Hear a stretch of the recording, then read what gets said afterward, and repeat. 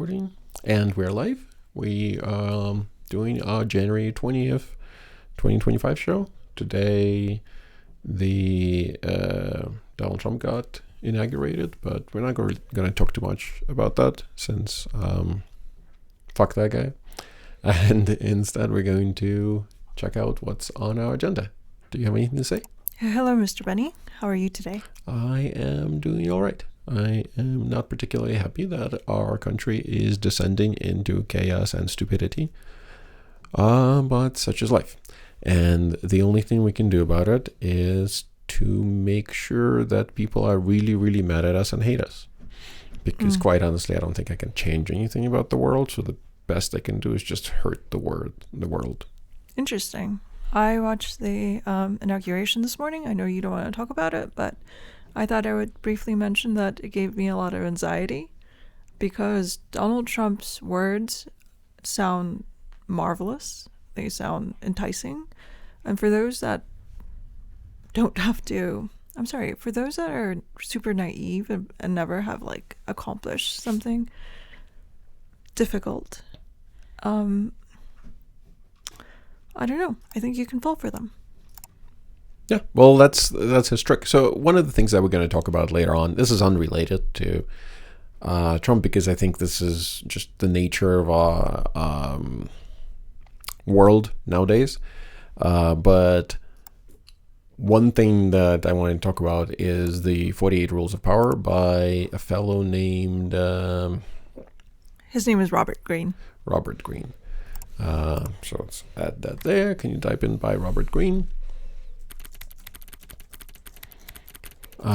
So we're going to go through these 48 rules of power. They're going to make you, hate human beings if you're a decent human being. And we're going to show you how it's all being done nowadays. Basically, this is the thing that is dominating our lives nowadays. But should we look at a news summary? But today is a pretty slow day for the news other than inauguration of Trump. He's already getting love letters from Putin and a bunch of other places. He's signing feverishly executive orders into action. We'll find out tomorrow, probably more so than today, what wonderful executive orders he has signed. So we'll see. Mr. Benny, I wanted to ask you a question about this because I find it very intriguing that very famous and well-connected people attended his inauguration, his swearing in as 47th President of the United States. Why is that? Why are they all groveling at his feet? Because they're weak. Because our entire society has very bad and very, very weak elites. So if people are hearing this broadcast for the first time and they're new to us, they would think oh my God, these people hate Donald Trump. Yeah, we do. I hate that fucking cancerous piece of shit. But at the same time, he's right about so much. He's right about the fact that our country is operated by complete and utter bastards, essentially, who are pretending to have positions, people who do not hold any of their positions very strongly, people who will basically flip on a dime. I mean, you have people like Mark Zuckerberg who flipped towards Biden, and now they're flipping towards Trump. And even if you are a Trump supporter, even if you are part of MAGA, you should really hate that. You should really think that that's a distrustworthy human being who just changes their opinion on a dime based on whatever is appropriate. The same thing is true for Jeff Bezos. The same thing is true for basically everybody else who's attended. In fact, the only one who I think has any kind of integrity is Michelle Obama, who just said, fuck you people, I'm not attending this. This cocksucker didn't attend Biden's inauguration in 2020. Why should I bother seeing this moron get sworn in? I found that very interesting because all the previous presidents of the United States showed up for his inauguration. And I don't think this is the inauguration they should have shown up to. They should show up to the next inauguration, not the inauguration that hands power to this very megalomaniac sort of person, but what he does in 4 years. I mean, is what matters That's to me. traditional. So every living president shows up to every inauguration that we have had, except Donald Trump, who did not show up to Joe Biden's inauguration, except that. Okay, so I'm really poorly versed in this This custom. is what happens. This is part of peaceful transition of power. The peaceful transition of power is supposed to take place by having the previous presidents come in and endorse the incoming president, and it has always been that way. It has been that with Bush, it has been that with Obama, and before our time, it has been with like all the other presidents, Clinton, and so on and so forth. The previous presidents have always showed up. Okay, thanks for informing me about that. I did not know that that was the tradition. Yeah. I thought it was just the previous president, it's shaking hands with the new president and saying, good luck, man. Yeah. But honestly, like what pains me is that these people actually are expressing any kind of respect for this human piece of garbage that is now our president. I think that I'm not sure what's happening, but I was looking at the body language of these people, and the one that feels the most uncomfortable amongst all those people looks like Trump. I'm not sure if he's embarrassed of himself or what's going on. Everybody else looked very calm and collected, except him. He looked a little jittery. I mean, to be honest, he's kind of failing in terms of his mental acuity, and he's really old. I mean, he is as old as Biden, a few years younger, and when he finishes in a few years, he'll be the oldest president ever. So he's really old, pretty decrepit. His mind is clearly going. You could see it in the way he was reading his speech. I mean, quite honestly, even if you are a Trump supporter, just go and play his inauguration speech from 8 years ago.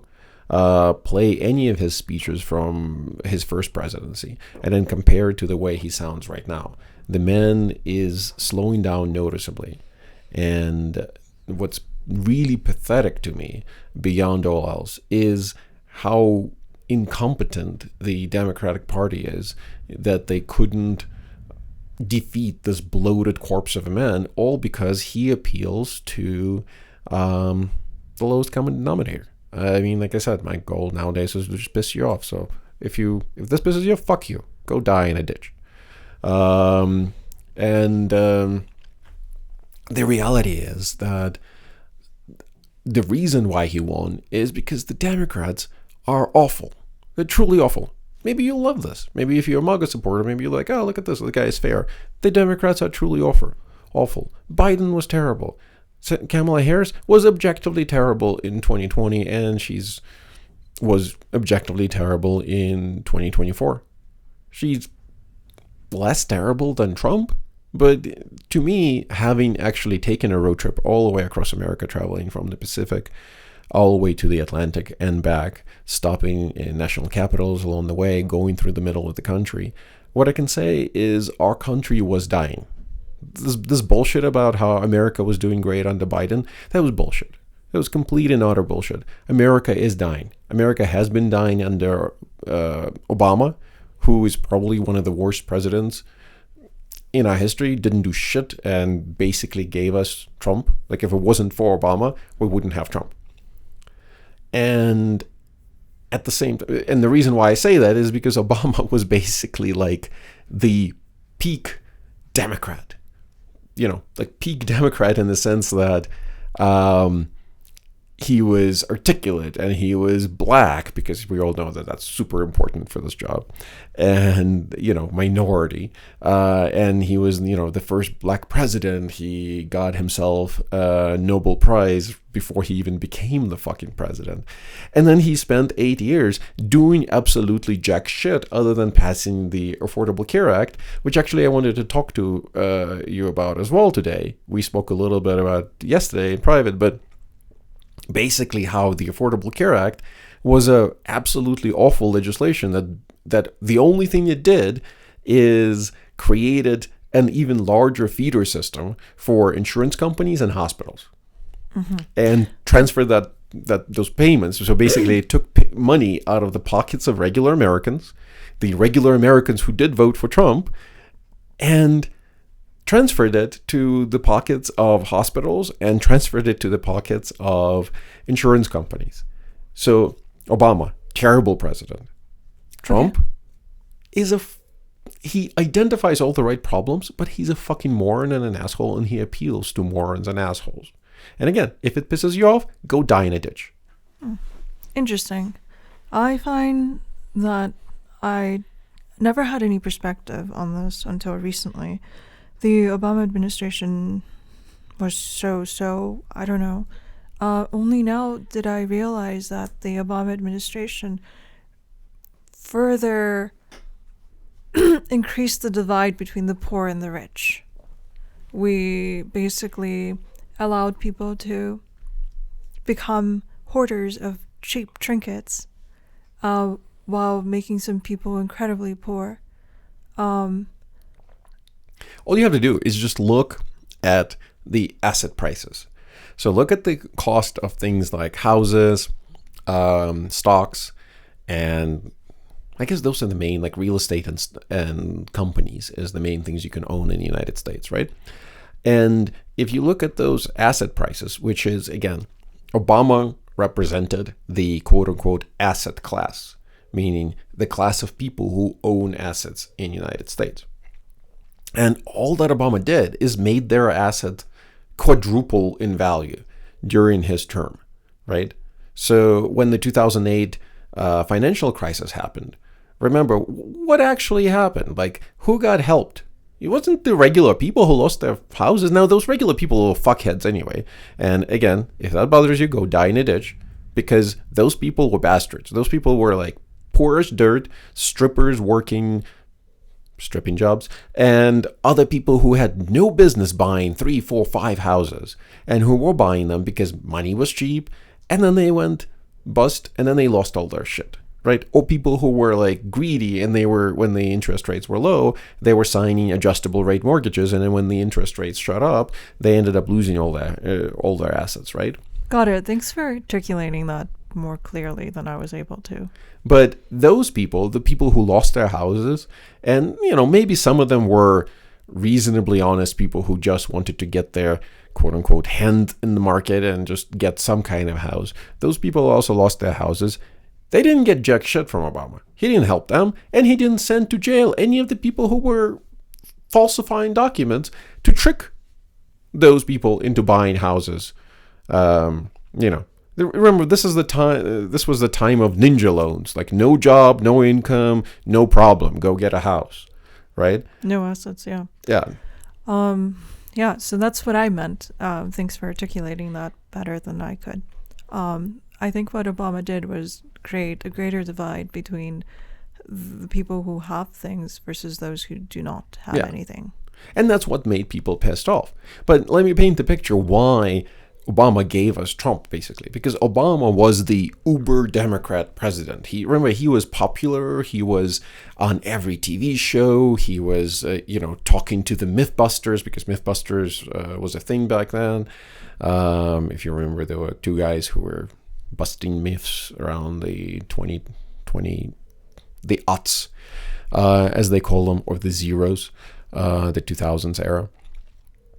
And he was, friends with all of the celebrities. He was, shaking hands, or have like all kinds of celebrities visit him in the White House, all this kind of nonsense. So he was the president of the elites, but while all the meantime trying to pretend to be the president of the common people. He was well-spoken, which I think is like a euphemism for when people are surprised that a black person can string 2 words together. He was very, he was like literally the iconographic representation of what the Democratic Party thinks a president should be. Except, if he had like a gender change surgery and was female, then he would be just perfect, for the Democratic Party. And he fucked over our country. He basically failed as a president because he didn't do shit. 8 years of critical development for the United States, and he didn't do much at all. Except pass the Affordable Care Act. except past the Affordable Care Act, which we really need to speak separately about. Maybe I should add it to our agenda. So did people This sense is that? us trying to figure out how to get. So did people sense that Obama was harmful to the economy, or did people? What did people feel? You mentioned that we went on a road trip across America, and I have to say that the middle class in America are failing. There's basically no middle class in America. We're a lot poorer than I ever imagined we were. It's one of those things where you really should get into your car and drive across America and see how America is doing. We're doing bad. But you know when you realize we're really doing bad? When you go to Washington, D.C. You go to Washington, D.C. and you see shit like literally feet away from the Capitol building. You see a metal grate that covers up some storm drains in a park right next to where we were supposed to have inauguration.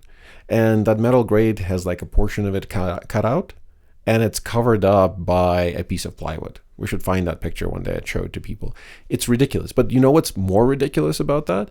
That the piece of plywood that's attached with some mechanics wire, basically, it's so old and the wire is so rusty that piece of plywood wasn't installed there under Obama.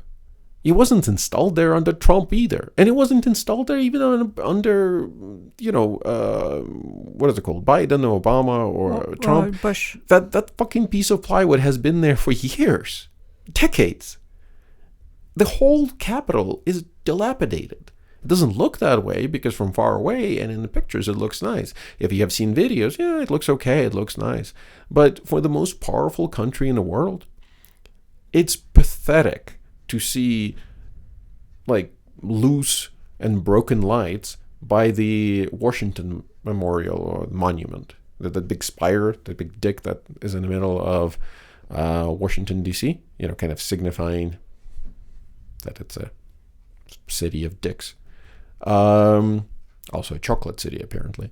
Because let me tell you this, like if you drive into Washington, D.C. and you're not expecting this, you're not familiar with this, it's a fucking culture shock. It's like entering Bahamas or something. Like, I'm not saying that there's anything wrong with black people or anything like that, but it's really, really bizarre and weird when you drive into a city and every single service person is a black person, an African American, as we call them, black person. And all of the people in charge are white. I mean, it's like we got rid of slavery, but somehow forgot to tell a whole group of people about it or something. Like it's actually makes you feel a little uncomfortable where you're going through all these safety security lines, when you're going into different buildings, and every single person working for the government on the lower levels, like the blue collar jobs, is black, but every single person doing administration is white. I don't know. It just feels racist to its core. And notice what I'm saying here. I'm not saying that we should fire all black people. I'm just saying and replace them with white people. What I'm saying is we should integrate it a little better. We should have both blue collar jobs and white collar jobs in Washington, D.C., in our capital, should be representative of the people who live in our country. And I found it to be, I don't know, both sad and disheartening how that looks. But on top of that, just the state of the city itself is just very depressing. Mr. Bunny, I wanted to say that we have this idea that everyone is living very aesthetic lives, very beautiful, rich, colorful, wealthy lives, because social media has led us down this rabbit hole of people who share their excessive wealth with us. But once you see what's happening in the real world, a lot of America is not living this beautiful aesthetic life that we see on social media. Yeah, I mean, it's actually worse than that because a lot of America sees that beautiful aesthetic life, but then they go back to their shitty existence. Yeah, but I, for one, thought that everyone was living this beautiful aesthetic life that we enjoy on social media, and maybe when we go to upscale cities, which we have some, but Really, what upscale cities do we have nowadays? We've been to Chicago. We obviously have been to LA since we're from LA. All of those places look like shitholes. I haven't been to New York, so I don't know how that looks, but I assume it's a shithole because that's what everybody says. We've been through Austin. I mean, Austin actually looks reasonably clean, but it's also a shithole. Oh my God! Like if you're thinking about moving to Austin, just do this for me. Do this for me. Go to Austin for a visit. Go there and then just walk around the town right around 5 or 6 o'clock in the afternoon on a weekday. People are fucking angry. People hate living there. They just try to run each other over. I haven't seen as many people try to literally ram each other with cars as I did in Austin on a Monday between 5 and 6 o'clock in the afternoon. that's true. People in America also seem to be overworked. The white people that we did see seem to be tired and overworked and underpaid. They don't seem to be having a good time. Yeah, it certainly, I think that was my perception as well. It was also, heading into the holidays as we were traveling and stuff, and I didn't see people enjoying a good time. I've seen people maniacally shopping for shit, and I've seen people, I guess we've seen some people on, having fun and exploring Washington, D.C. Again, Washington, D.C. itself, I don't want people to get the wrong idea. Everything that was built in Washington, D.C. back in the 1900s, I'm sorry, early 1900s. The 1800s and the early 1900s. Yeah, and late or middle 1800s is beautiful. Like, those people really knew what the hell they were doing. And the city is just absolutely beautiful and marvelous the way it was built. But it's maintained horribly. And since the 1900s, early 1900s, since like 1930, we didn't do jack shit. Nothing has been built in Washington, D.C. No major buildings, no major beautiful monuments or anything like that. I guess we've added the World War II monument. Yeah, okay. So the World War II monument is probably one, and it's not that impressive. With some fountains, and the path that they designed around these fountains is ridiculous. I mean, maybe it has some reason behind it, to be honest, like crowd control or something. Yeah. But I would say it's a fire hazard, to be honest. It's all right. Not that there would be a fire next to the water fountains, what's gonna burn but I mean, more like a stampede. If there's an explosion or anything, you will not be able to get out of there. Yeah. So, on a whole, just was rather disappointed in how we have maintained what previous generations have built for us. Somewhat disappointed by the state of America overall. And I think this is why Donald Trump won. Like, he won because people are pissed off. He won because the uber Democrat, Obama,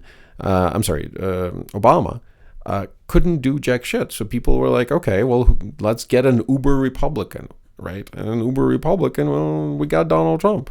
God-fearing piece of shit. And, I'm putting God-fearing in air quotes here, who's promising you the world, but he's going to deliver nothing.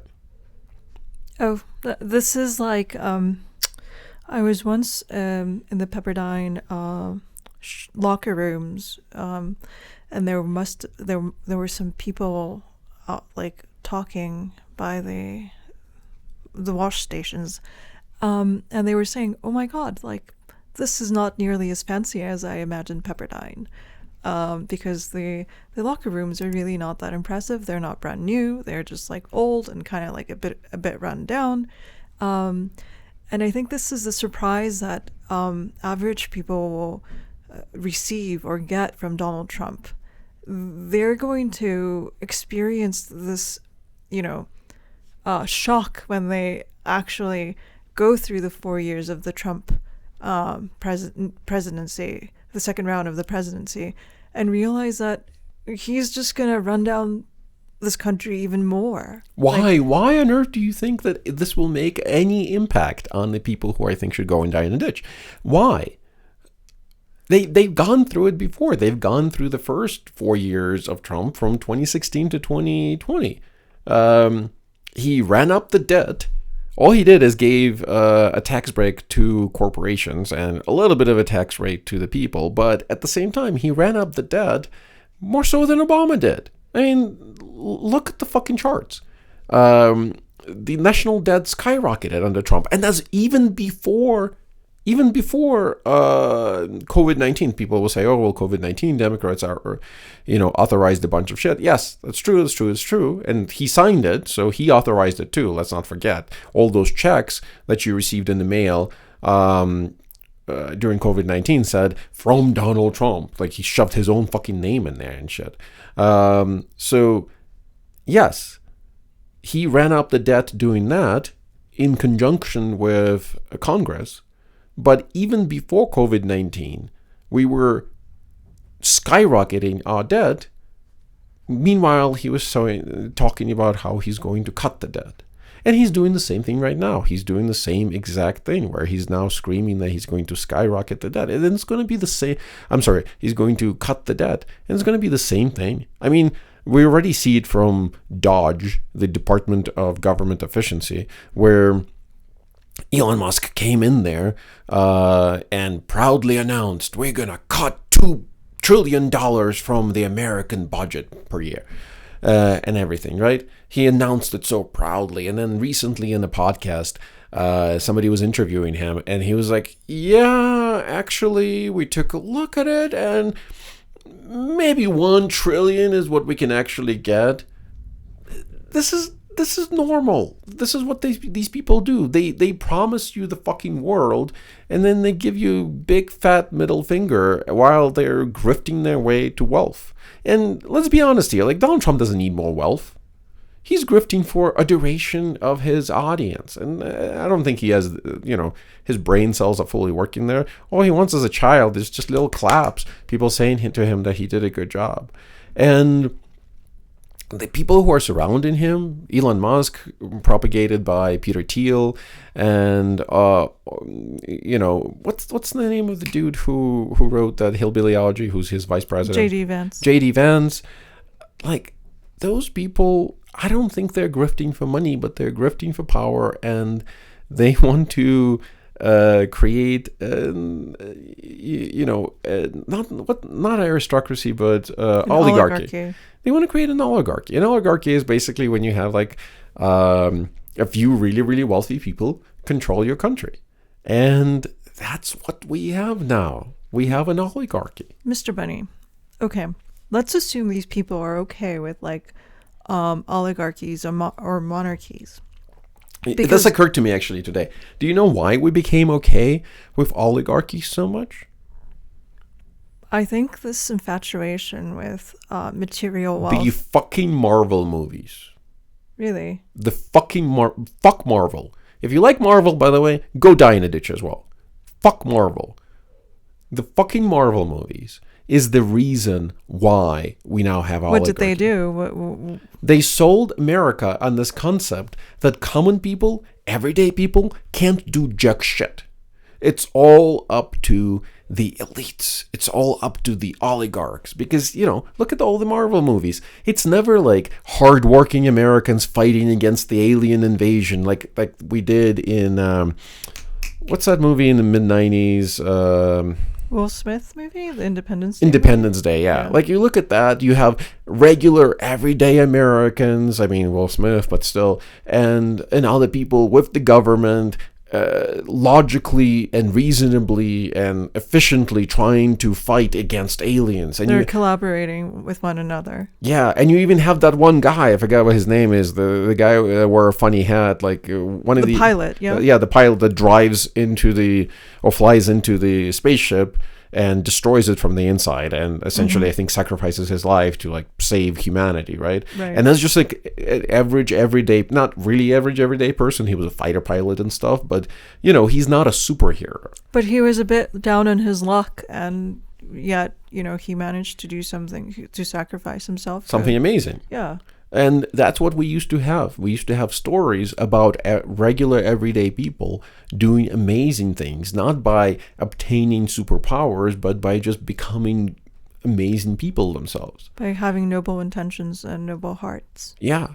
And since the 2010 or so, we just went on this binge of superhero movies where whatever problem is America is facing, whether it's, in interstellar invasion from outer space or a hangnail, only a superhero can solve that problem. Regular people, what the regular people need to do is they need to step back and clap and like root for the superhero and support the superhero, emotionally support the superhero. But by God, not do anything, because regular people can't do things.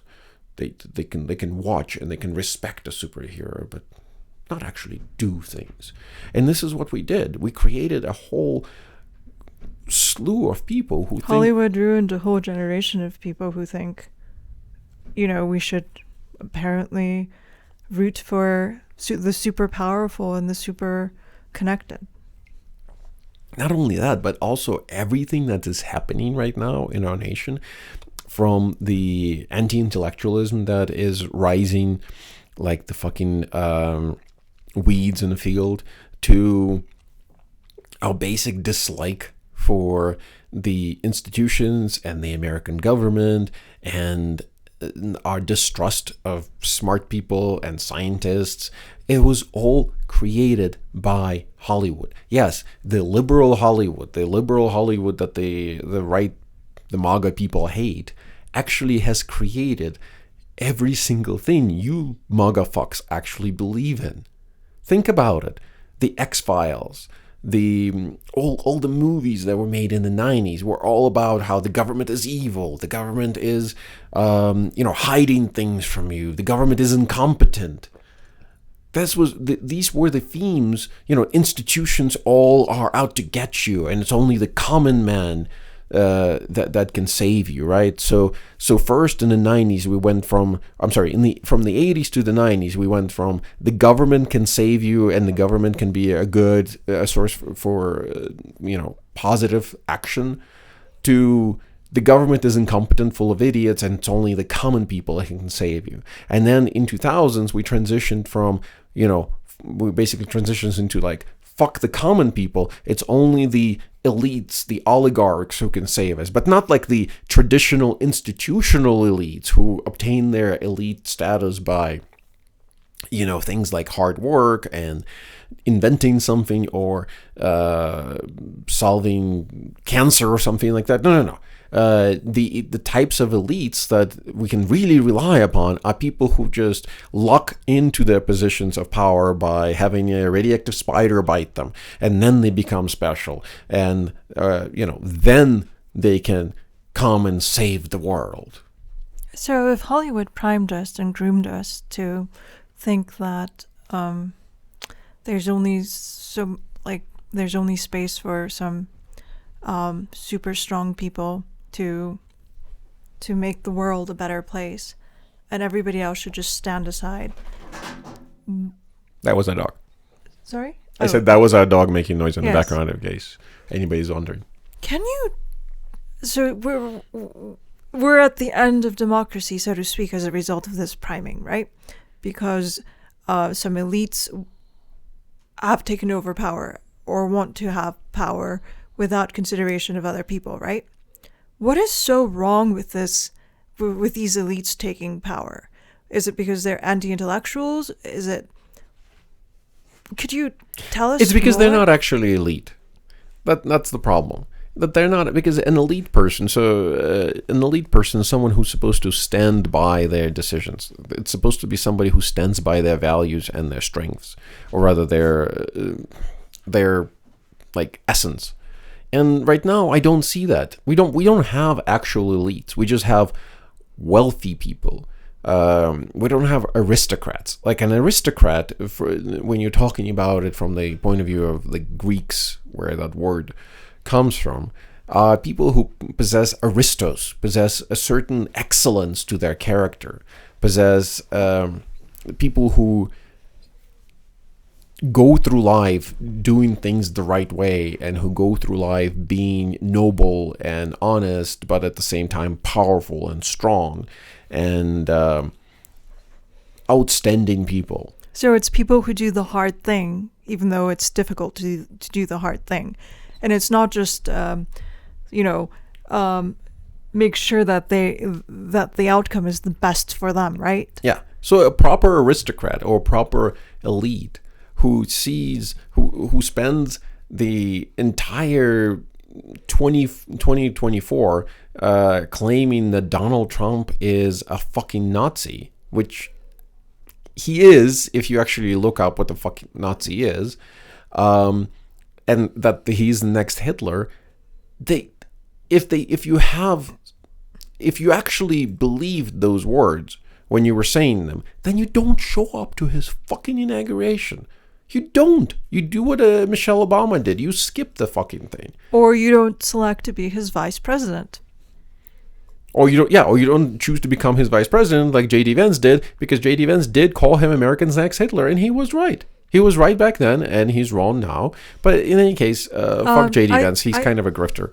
So I think we should seg into the 48 laws of power, because I think, as you were talking about the elites. Well, actually, I want to, before we seg into I guess we can rearrange things. Because on our agenda, I did want to talk about the feminization of the workplace. So let's consider that we're done with the looking at the news summary right now. I think the audience knows exactly how I feel about that particular subject. So let's talk about a new subject. Recently, so just then, right now, when you're really pissed off at me as if you're MAGA, stay tuned, because now I'm about to piss off all the, as I call them, Wookiees, all the woke people who can go also fuck themselves. And that's, I want to talk about the feminization of the workplace and how that has really contributed also culturally to what we are experiencing, because we have to remember that most people work for a living, and a lot of people work in offices. And other organizations. And recently on Joe Rogan's show, what's his name, Mark Zuckerberg, was talking how the American workplace has become quote unquote neutered, and how we don't take enough risks. I think he's how can I say it? He's an idiot, but he's feeling something accurate. And I wanted to describe that a little bit more. So do you want to jump into that? Or do you want to... Sure, we can jump into... Talk about the ACA, which we added to our list? Or do you want to jump into rules of power first and then run through those and then come back to the feminization in the workplace? I would have liked to talk about the rules of power, because I think they mixed in very well with what we're talking about with the oligarchs that are taking over. To be honest, I think both do, but because I think this is the reason why regular people, these two are the reasons why regular people started to support Donald Trump and voted for him, especially voted for him in droves this time around. And the economy is not doing well, contrary to what Biden tells you, but the economy wasn't doing great under Trump either. Well, those are like deep cracks in the foundation of American industry, basically. What industry? Or lack thereof, right? That's what I mean. Like we have. It's no something fucking that dates back to the 80s or the 70s, when we decided to transfer manufacturing to overseas, to Mexico, to other countries besides America. Yeah, so, okay, if you are also new to me, after you just heard my diatribe about how much I hate the human piece of garbage that is Donald Trump, you have to realize that everything he says and everything he claims is actually accurate. We did sell out the middle class, and we did transfer all of our jobs to outside countries, and we did so the asset class, that elected and supported Obama, could make more money. And the asset class that are now supporting Trump that had a change of heart, all of a sudden, and are sitting there giving applause to Donald Trump. Yeah. So just keep this in mind, that the people behind the scenes haven't changed. What changed is the avatar that is presented to you, so you, the dumb voter, could feel like something is going to change for you. I can argue, I think, that we've sold out America since Alexander Hamilton, to be honest.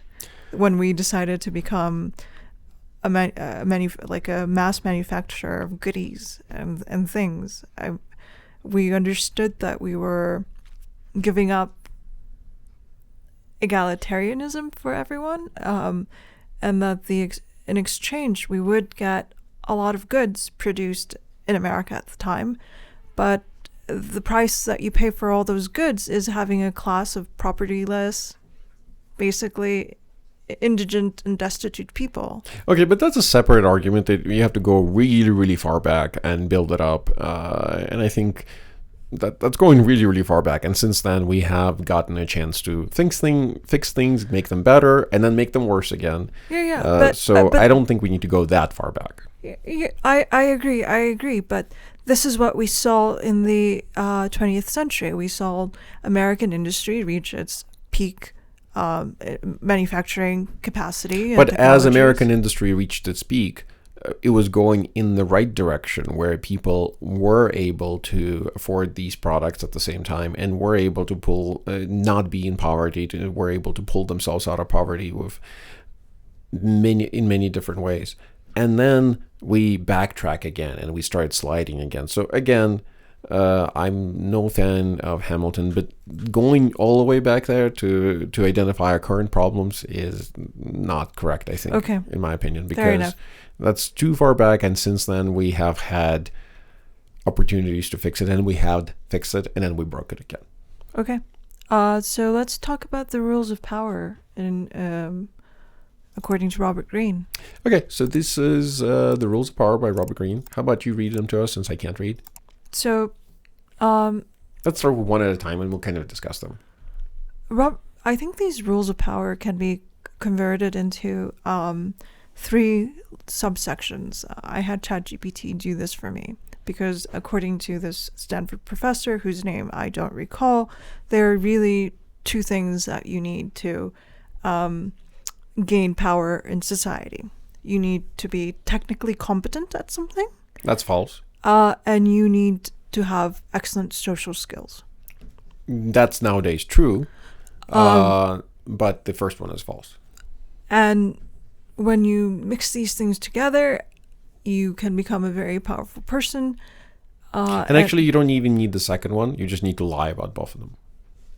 Okay, so that's the sort of world we live in. That's the world we live in, yeah. We're in a world before nowadays, so before 1980s, I would say, 1970s, 1960s, that would be accurate. You can, if you have really great social skills and you have some technical prowess, you would become an important person in our society and become powerful.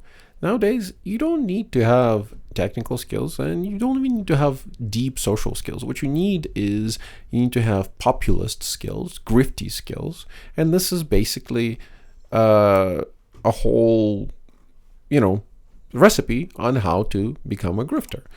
This is no different than Machiavelli's The Prince. Mm-hmm. I think the book is called The Prince. It's the same set of ideas, just expressed as a set of rules, I think. Okay. So let's read them? Yeah, you can start one at a time and we'll just discuss them. First one. Never outshine the master. Avoid overshadowing those above you. Make them feel superior.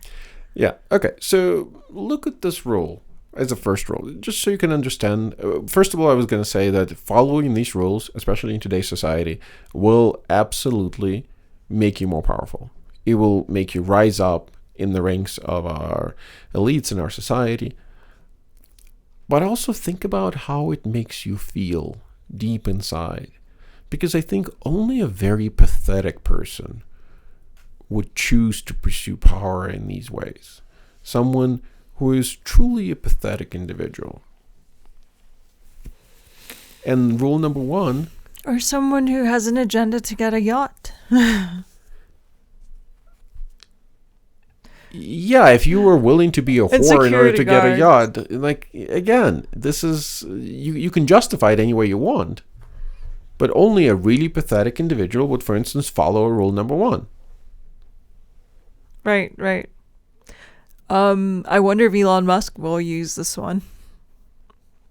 Anyways.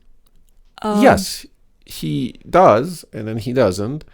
But Elon Musk is a pretty pathetic individual. Well, this one, in context of of his new relationship with Donald Trump. Well, now they're fighting for power. I mean, President Musk and his Labrador retriever Trump are going to have a little bit of a fight over who's going to be in charge.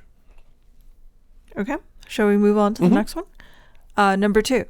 Never put too much trust in friends. Learn how to use enemies. Friends can betray. Enemies may be more reliable and useful. Okay. So this one is the one I think that can make you stay awake at night. Why? Hating yourself. No, I think number 1 is the one that will make you hate yourself at night. This is just fine. This is basically just tells you, like, don't rely on your friends. Learn how to manipulate people. And that's all it's telling you. Like, learn how to manipulate your enemies rather than relying on the good graces of your friends. Basically, don't try to cooperate. Fuck people over and do so in a manipulative way. Okay. I don't actually see this as a big problem because you should fuck over your enemies. But I understood it in a different context. Okay. I understood it like in the sense that you can't trust anyone except yourself. And you're not really going to have any friends because... No, I don't think that's what it means. Okay. It literally means be manipulative to your enemies. Don't declare your enemies to be your enemies. It's no different than the what is it called? The Art of War by what's that dude's name? Sun Tzu. Sun Tzu. Like, keep your friends close and your enemies closer. That's just a different formulation. Lao Tzu, yeah. Lao Tzu, yeah. The first one is correct, I think. Okay. Anyways, it's keep your friends close and your enemies closer. Okay, number 3. Shall we move on to number 3? Conceal your intentions. Keep your plans secret to avoid interference. Lie to people.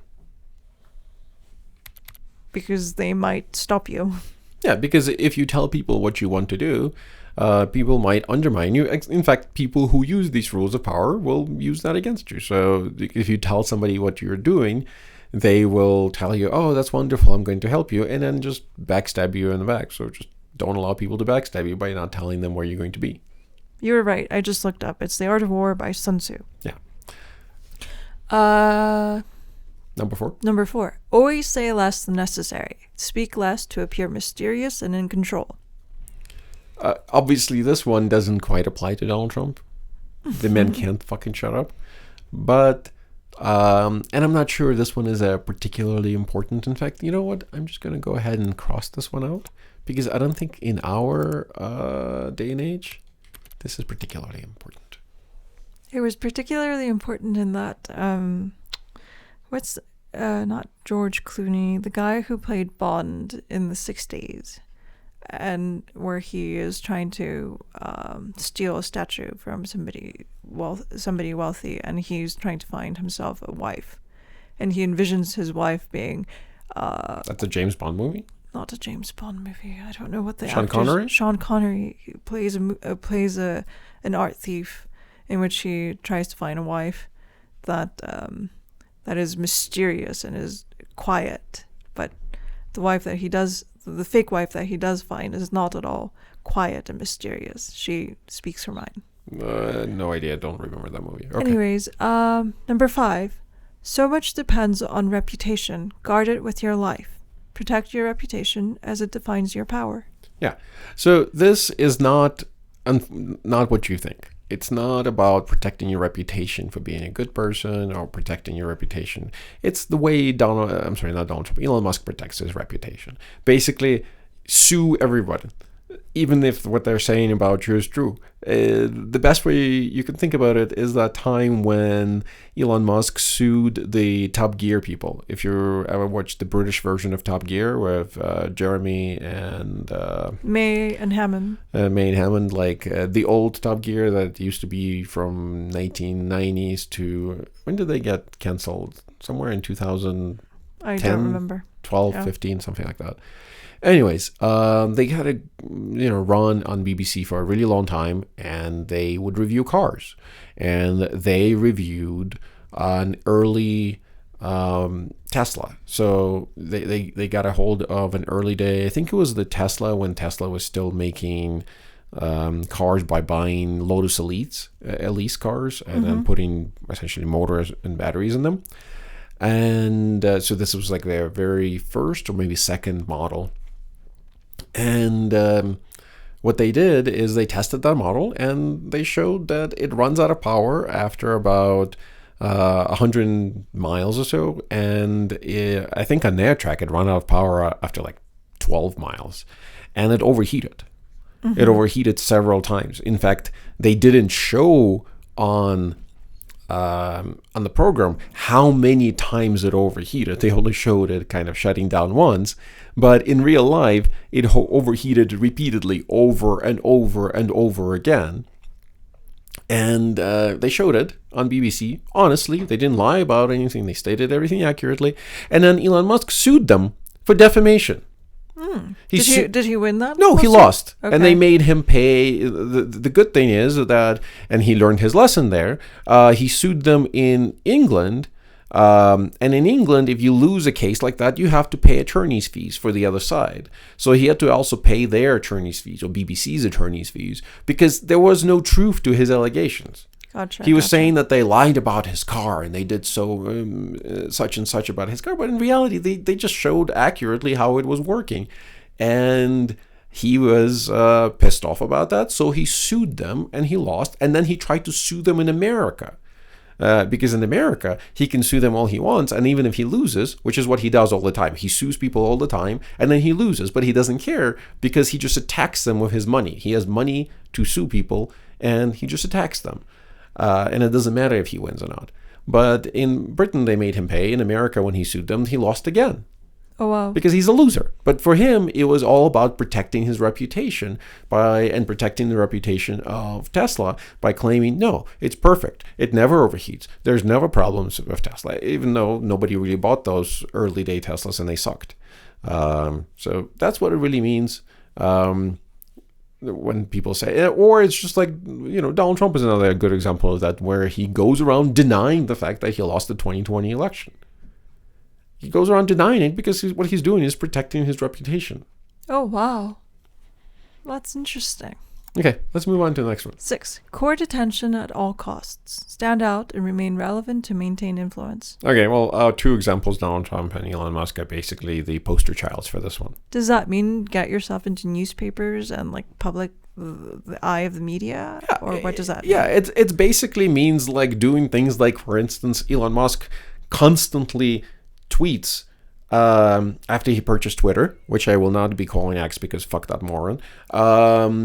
He constantly tweets saying, oh, maybe I should buy Coke to put cocaine back into it. Or maybe I should buy McDonald's to make it great again. Oh, I see. Wow. And that's all he does, like a fucking child. Gotcha. And, with Trump... That's pathetic. Well, he is a very pathetic man. I mean, remember, this is the same man who has recently been caught paying people to play video games for him, so then he can tell people that he's really great at video games. And when somebody called him out of that, like a bunch of gamers called him out on that by saying, hey, like, we can see you don't know how to play this video game, and yet somehow you are number 20 in the world, but you don't even know how like the basics of this video game work. Basically, somebody else created a profile for him and then played that video game for many, many weeks on end to boost the character, like his character, to the point where this character is basically like a Greek god going around these maps. It's like an MMORPG game, and this character is just walking around and just like killing everybody inside, because he has, in essence, it's like playing Doom on God mode. You essentially can't be killed, and you have every weapon, and you have the maximum like strength for every weapon, right? Mm-hmm. And he's walking around this game, and he's like, "Oh wow, well, I guess this game is not too difficult. I'm just too good of a gamer to,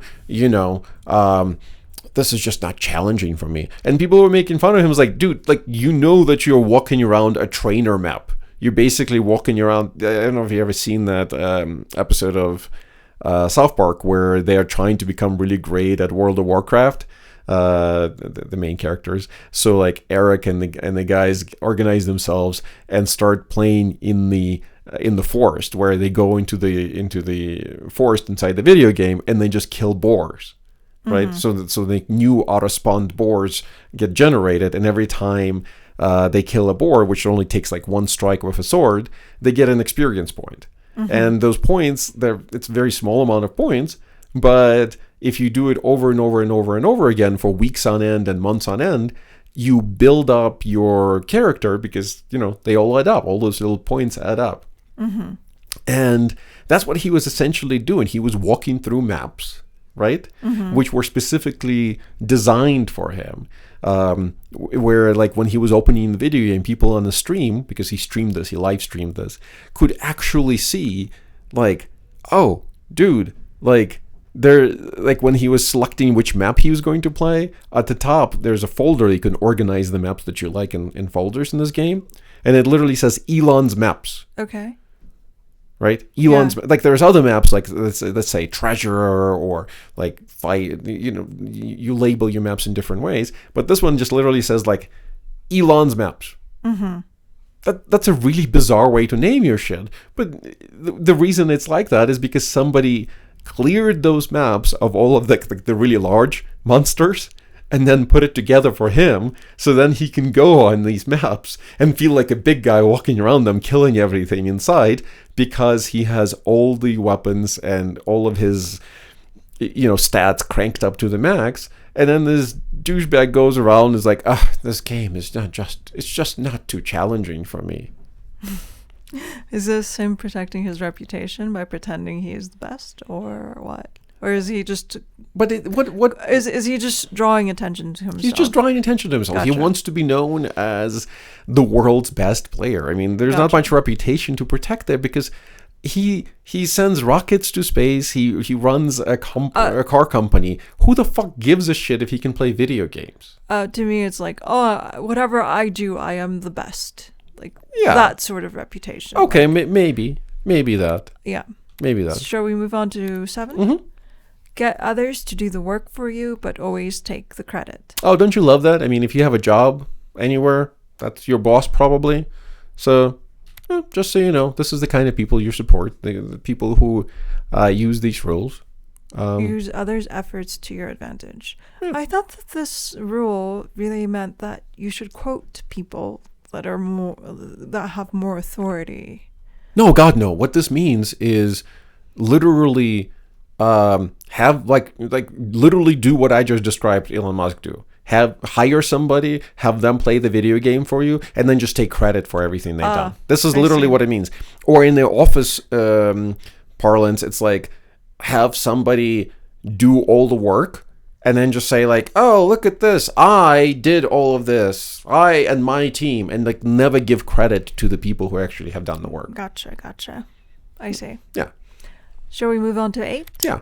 But I mean, think about it. Number 7 is a really great rule, because it's like everybody has experienced that at their job with somebody, maybe whether it's a coworker or a boss, and it should really make you feel dirty if you politically support people who use these kinds of tactics. And just pay attention closely. Like, do you think Elon Musk launches rockets personally? Do you think he even knows how his rockets are built personally? Do you think he builds cars at all?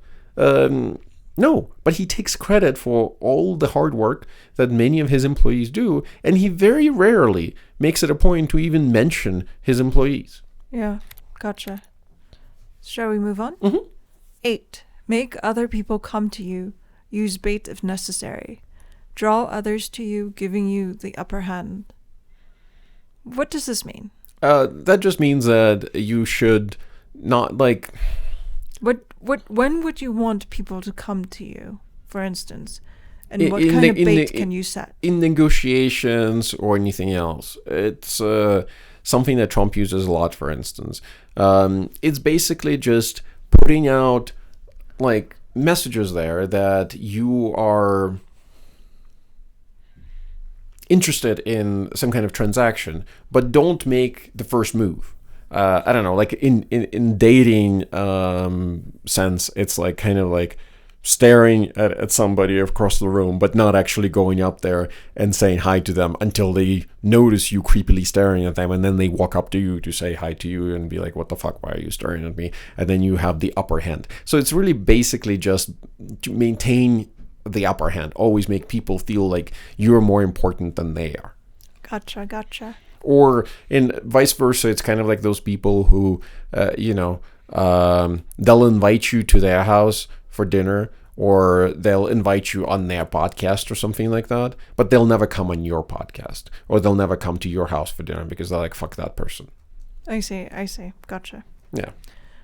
Shall we move to 9? 9. Win through your actions, never through argument. Convince others with results, not words. Okay, I mean, this could be also applied as a good rule, like, do things instead of talk, right? But it has a far more, which makes sense. I think that's a positive quality in some people. But what it really means is, in a negative quality, so to speak, is don't try to convince people that you are right. Just destroy them. I see. Like, don't try to win people over with an argument, with persuasion. Don't try to cooperate with people. Just destroy people and make them do what you want them to do. I see. How do you destroy somebody? I don't know. It depends on the situation. I see. Like, you destroy their reputation, you destroy them like you got them fired, you just... Any number of those things. Gotcha. Yeah. So, like, if you don't like somebody at work, or if somebody at work, for instance, it has a project that you disagree with, and you want to do something different, don't try to convince them to do something different. Just get them fired. So get them reassigned or fired. Yeah. I'm sorry. I'm shifting. Shall we move on to 10? Yeah. Infection. You should move the microphone away when you're doing that. Okay. Avoid the unhappy and unlucky. Avoid negative people as their misfortune can spread to you. I mean, that's basically telling you to not be compassionate. I agree with this rule to a certain extent. So not all of these are particularly horrible. But I think if you look at it, the unhappy or the unlucky. So people who are perpetually unhappy and who do absolutely nothing to improve their situation in life, they will drag you down with them. So you should stay away from those fuckers. But people who are just unlucky and they're doing poorly and you're avoiding them, that just basically says that you're not a very good person because you can't even help somebody who's down on their luck. Notice that this is a rule that Donald Trump uses a lot. He always calls people losers. And he loves calling people losers, and he doesn't want to hang out with losers.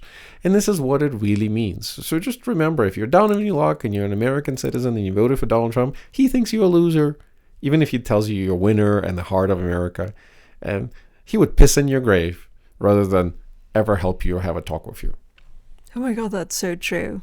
People who deem themselves very successful, or at least doing better than all the people they know, avoid people who are not as well off as they are. Yeah. Remember, like the plague. Yeah, this is a dude who, like for Donald Trump, for instance, this is a dude who constantly talks about how he loves the hardworking Americans. And then he surrounds himself entirely with billionaires. Yep. Okay, 11. Learn to keep people dependent on you. Create situations where others need you to stay in power. I mean, that's pretty obvious. So basically, if what does that mean? Like, if you come to a position of power, you bring your buddies over to be in power with you. So No, what does it it mean? more means kind of like I don't know of an obvious example that I can give you from our favorite examples today of Elon Musk or Trump, but you can think about it from people at work. So it's the kind of people who always do some kind of small thing at work. Like, for instance, if you're working in a development shop, they like coding. If you're a developer or something like that, and you work with other developers, this will be like a person who knows how to do something, and they insert like a bit of their knowledge or a bit of their expertise into the project that you're working on. But at the same time, they go out of their way to not document what they did, to not show anybody how they did what they did, to make sure that they are the key person of that project, even if it's something really simple and they could just teach others to do it, so they wouldn't be a key person. So if something happens to them, like they get hit by a truck, then the day after they get hit by a truck, the project doesn't come to a grinding halt. They would go out of their way not to do that. It's the kind of people who would like take the keys to important to a cabinet where important documents are locked up and stuff home, so that way if they ever call in sick, no work can be done, because they need to be essential to everything that's happening. So what you're saying is that you should block all progress unless you're present. Yeah. Yeah.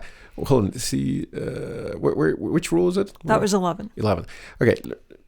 This as well, I'll give you an example from one of our favorite two people today, Elon Musk. A good example of this is in 2018 or so, maybe a little bit earlier.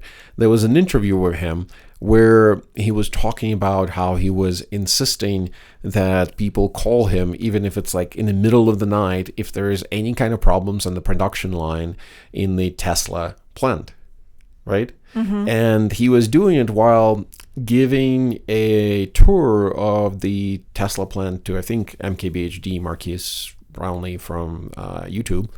And during that tour, you can like visibly see the what's his name? Like the foreman or whatever you would call him for the Tesla factory giving the tour alongside Elon Musk. And Elon Musk is like, yeah, and I want them to call me every time there's a problem, even if it's a problem with like one of the KUKA machines and such in a factory. And you could see the foreman be like, oh, Jesus Christ, could you just like fuck off? We can figure it out without you. You don't actually contribute to anything. You just want to be here because you want to feel special. He didn't say that, but you could see this as an expression on the guy's face. It was actually pretty hilarious. Maybe that's like another example. Like, always get yourself inserted in every single part of the project, just a little bit. Not so much so that you're actually helpful, but enough so that they can't get it done without you. Fascinating. Shall we move on to 12? Yeah. Use selective honesty and generosity to disarm your victim. Small acts of kindness build trust for later manipulation. I mean, this one is kind of self-descriptive. So throw them a lunch, buy them lunch. Buy them lunch, say something honest, or say something kind to people, and then makes people think like, oh, he's a kind person. It's like people say like, oh, Donald Trump, he's not that bad. No, he is. He's actually is, but he's just very good at using this role. He's very good at manipulating. This is why he also says honest things. He says things that people are thinking in the back of their brain. He says things that are actually true and honest a lot of the time. But he's doing that only so he can lie more effectively to you. Gotcha.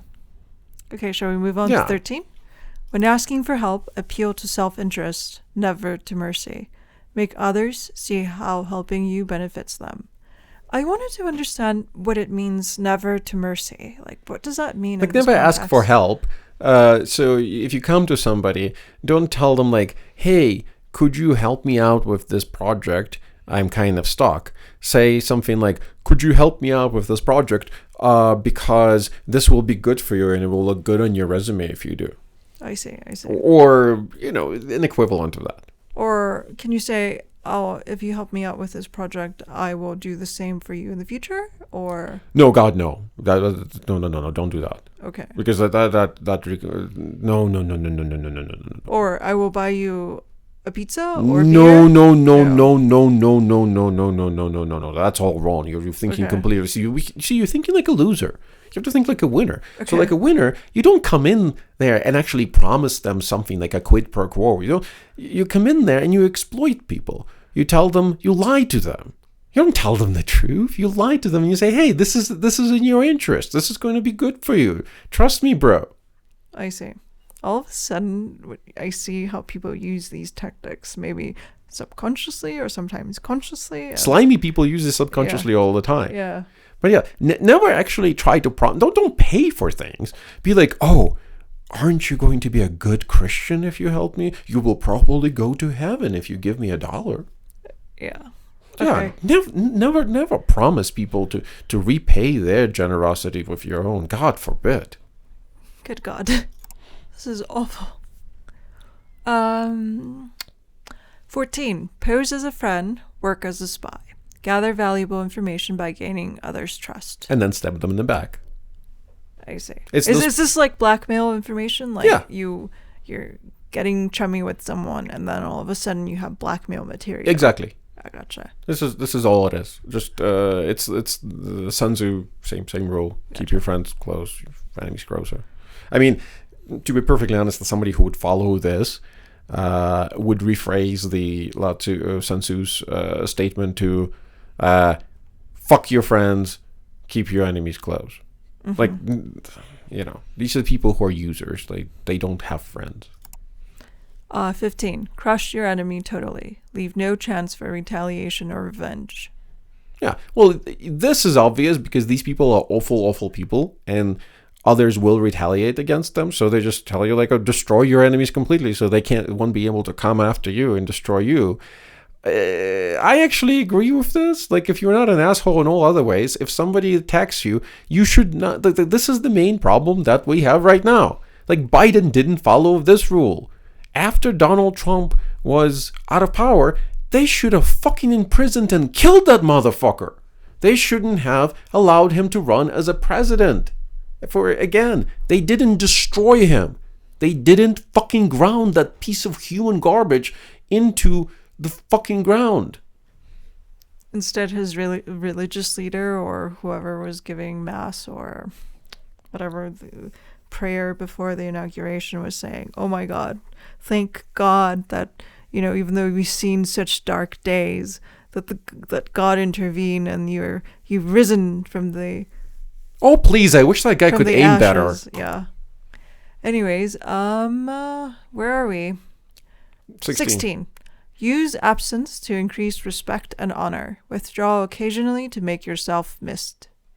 This is just plays. I think, by the way, Robert Greene is not a very good writer if he organized these things this way. I think he's just trying to pump these up to a full book. Remember, Lao Tzu's, or Sun Tzu's rather, The Art of War is like a fucking pamphlet by comparison to this book, in terms of size. But this plays off of the other rule that says, like, keep yourself important and always serve your nose into everything, but only a little bit. Use selective honesty, learn to keep people dependent. Yeah, see, number 16 and number 11 really are the two sides of the same coin. So first, make sure people are dependent upon you. And then once people are dependent upon you, completely withdraw yourself. Disappear occasionally, just to show them how much they're dependent upon you. Gotcha. Because, if you make people dependent upon you, but you are always there, how would they know that they're dependent upon you? I know. I think a lot of influencers use this. How? Tactic. They disappear for a while. Like, they stop making content. People need breaks too, I understand, but some of them create fictitious ones. I'm just saying. How do you know? What if they're having an emotional breakdown through their latest ketamine sniffing sessions? Maybe. 17. Keep others in suspended terror. Cultivate an air of unpredictability. Being unpredictable keeps others off balance. Yeah, that's the same thing that Trump does all the time. He goes nonstop and he says all kinds of nonsense, so people don't know how he's going to react to things. So that way he can appear to be more powerful than he really is. Shall we move on to 18? Yeah. 18. Do not build fortresses to protect yourself. Isolation is dangerous. Stay connected and in the loop to maintain control. Yeah. This one is not as obvious. But it is basically just tells you that you have to keep working the system and not allow people to kind of regroup and organize against you. Because if you fortress yourself away and then you allow people to regroup and organize themselves against you and attack you, then they'll probably destroy your fortress and move on. So basically, always keep your hand in the action. I'm not sure how important this rule is, to be perfectly honest. I think this one also deserves to be crossed out to a certain degree, because I don't think it's super important for power generation or power gathering. Fascinating. The next one is also fascinating. 19. Know who you're dealing with. Do not offend the wrong person. Understand people's strengths and weaknesses before acting. So this matches with this. It's basically like, make sure you're not outshining the wrong person. Make sure you're not offending the wrong person. Just know the people you're offending. Because one other thing that is important to note is the people who use these kinds of rules to gather power are usually cowards. They're not prepared for an actual fight. So they only pick on those who are weaker than they are. So this is like rules for bullies, essentially. And as a bully, it's very important not to pick on somebody who can actually kick your ass. Gotcha. So basically, it's pick on those Or smaller. weaker than you. Yeah. Okay. 20. Do not commit to anyone. Stay independent to keep your options open. Don't have friends, which is what I said. These people do not have friends. They just have temporary alliances. Gotcha. 21. Play a sucker to catch a sucker. Seem dumber than your mark. Appear less intelligent to make others drop their guard. Again, not applicable to Elon Musk. He has way too much ego to be able to do this one. But Donald Trump is actually not as stupid as he appears. And he's not as stupid as the things that come out of his mouth would make you think he is. He's plotting, and he's smart to a certain extent. I don't think he understands the world very complexly, but he understands human dynamics very complexly. And as a result, he is able to attract other idiots to himself, right? Right. Not other idiots, but by pretending to be an idiot, he attracts other idiots to himself. This is how he's able to sell his meme coin right now and have it reach something like $50 billion valuation after 2 days, and now it's crashing and making all his supporters that bought into it lose their money. It's just marvelous to watch. It's just, I love it. I'm so happy that he's grifting his supporters, because I fucking hate MAGA, and anytime they get hurt, it's a good day. Again, if it offends you, go die in a ditch. 22. Use the surrender tactic. Transform weakness into power. Yield temporarily to gain a strategic advantage. Just Sun Tzu's strategy. Just, retreat when necessary, basically. Just like he did into his Mar-a-Lago when he lost in 2020.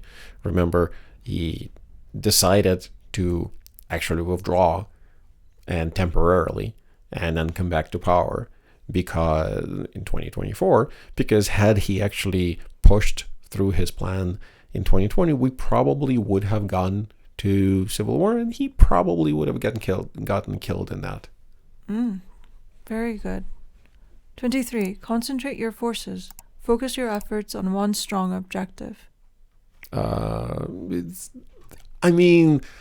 I almost want to say that that's not necessarily a rule of power that fits with these kinds of rules. So maybe I agree that these should be separated into a few positive rules that actually everybody should apply, and all the other kind of pathetic garbage human rules, which is most of these are.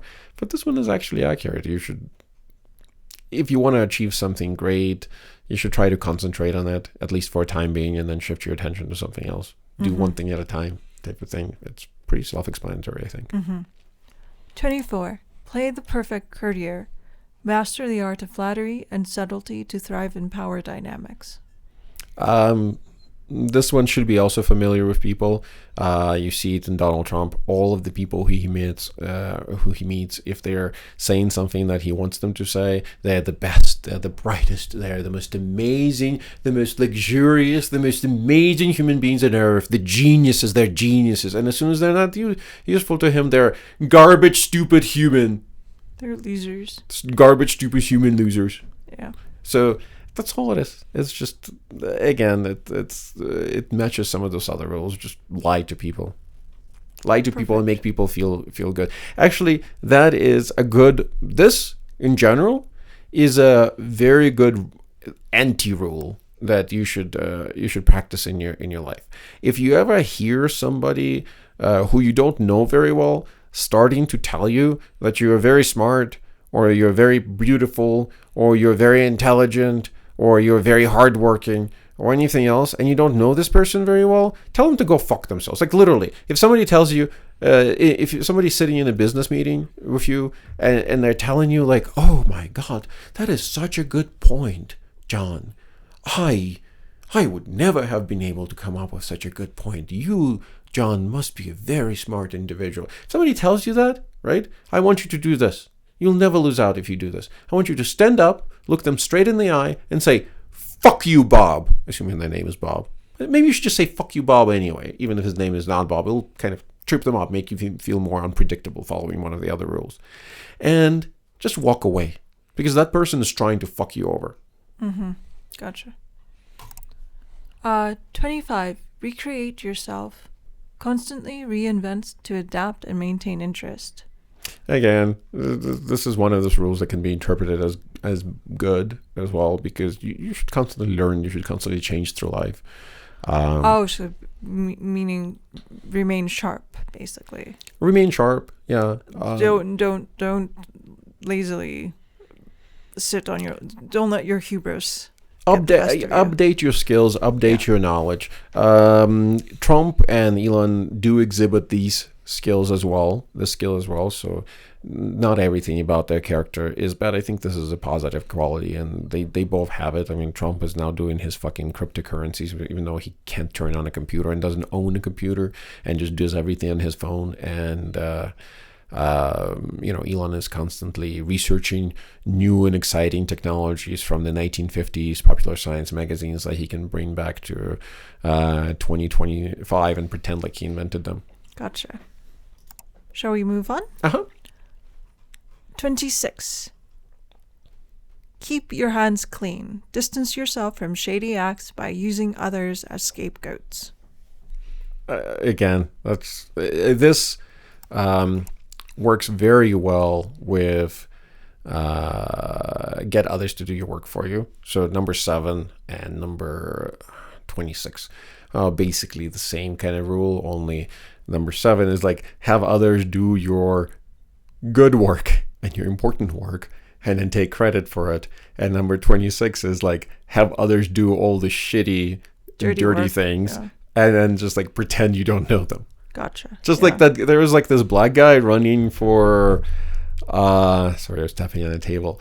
There was this black guy running for some political office this time around in 2024. And then it came out, like all these messages came, and then Trump went and endorsed him because this was like a black MAGA guy running. I think he was running for a governor of a state.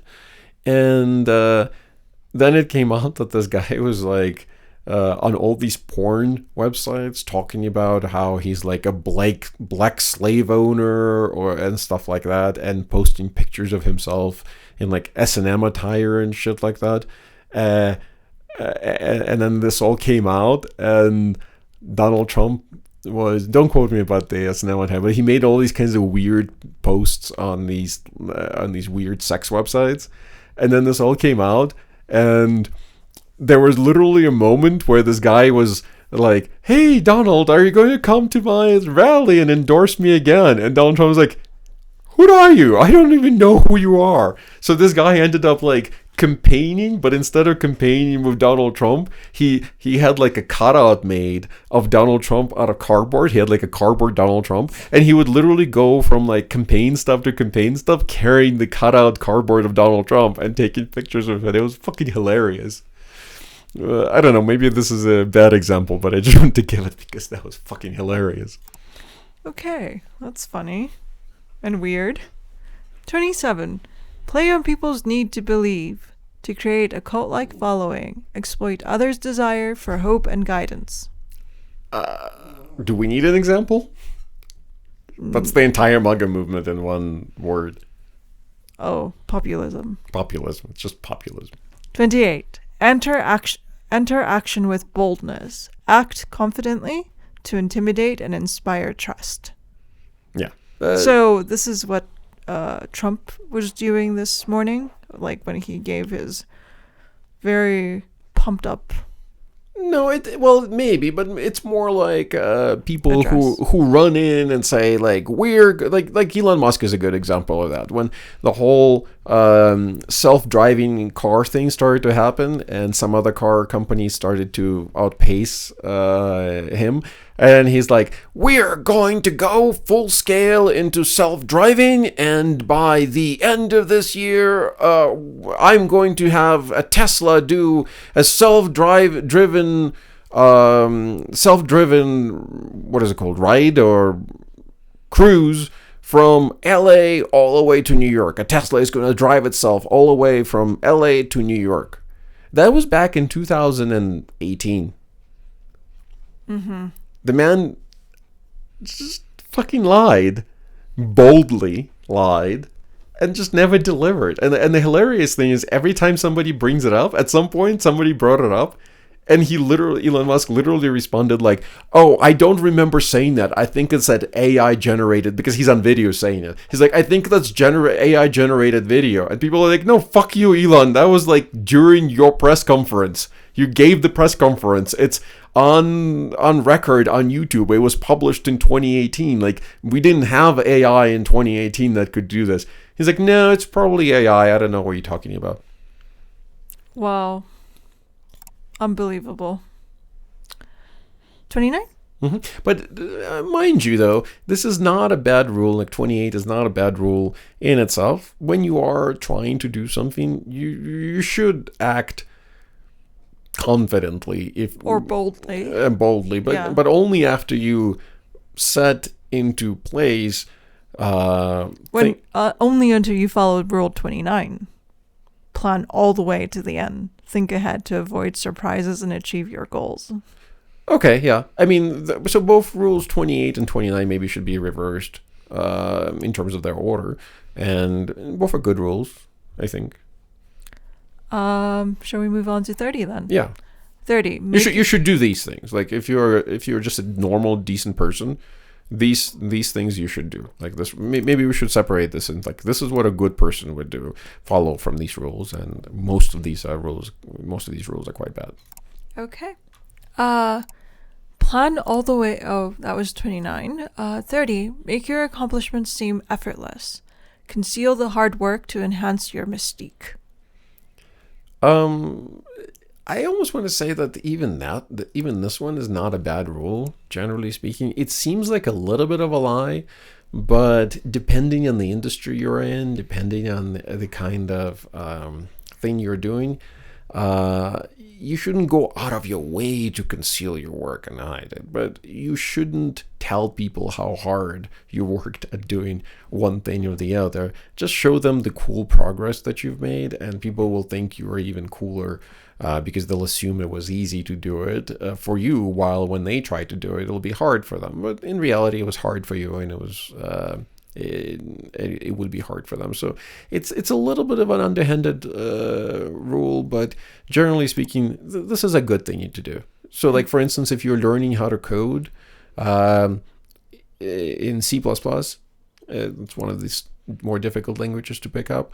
Learn it by yourself in private, and then show off the work to your people and to your colleagues and stuff. And then if they ask, like, oh, well, how long did it take you to learn it or whatever, don't be specific. Be like, yeah, I just did it in my spare time. It's not that bad. Makes you sound smarter. It's not a bad thing. I see. Can we take a break? Oh, okay. Why? I need to use the ladies' room. Okay. Or do you want to continue? Well, I can just do a pause. Okay. And we're back live. So let's go back. Why is this misspelled? Code like. Let's do that. Which rule are we ended up in 30, so 30. We're going to move on to 31. Okay. We're still going through the rules of power by Robert Greene. 31. Control the options. Get others to play with the cards you deal. Limit others' choices to those that favor you. Yeah, it's similar to the one rule where it says, like, have them come to you as opposed to come to them. But it's just basically play on your own turf, or maybe in the sports, sports people often say, like, the home court advantage, like play on your home court. Don't allow people to define the conversation. Define the conversation first, and then have them fight in the conversation, or argue in the conversation that you have defined. The counter example to this, not a counter example, but the counter rule to this is don't accept the premise of assholes. What that really means is assholes, people who use these kinds of rules, will try to pigeonhole you into certain positions. I wish a good example would come to mind. Nothing comes to mind off the top of my head, but basically it's one of those things where I'm thinking maybe politics. But from people's everyday life, like, so people can reference this as well. From politics, it's okay. What was the example from politics? I was thinking about the House Speaker. Control the options, get others to play with the cards you deal. When they were selecting the House Speaker, limit others' choices to those that favor you. Maybe the House Speaker guy was, like, giving options to some of the senators or whatever. No. Okay, you're going in the wrong direction on this one. This is more of, such as, for instance, in the office. Like, I'm going to use some coding examples because that's something that's maybe more familiar to me. So if you want to build a certain project, and let's say you want to build it either in Flutter and Dart as the framework. So few people will relate to this example, so I don't know how to.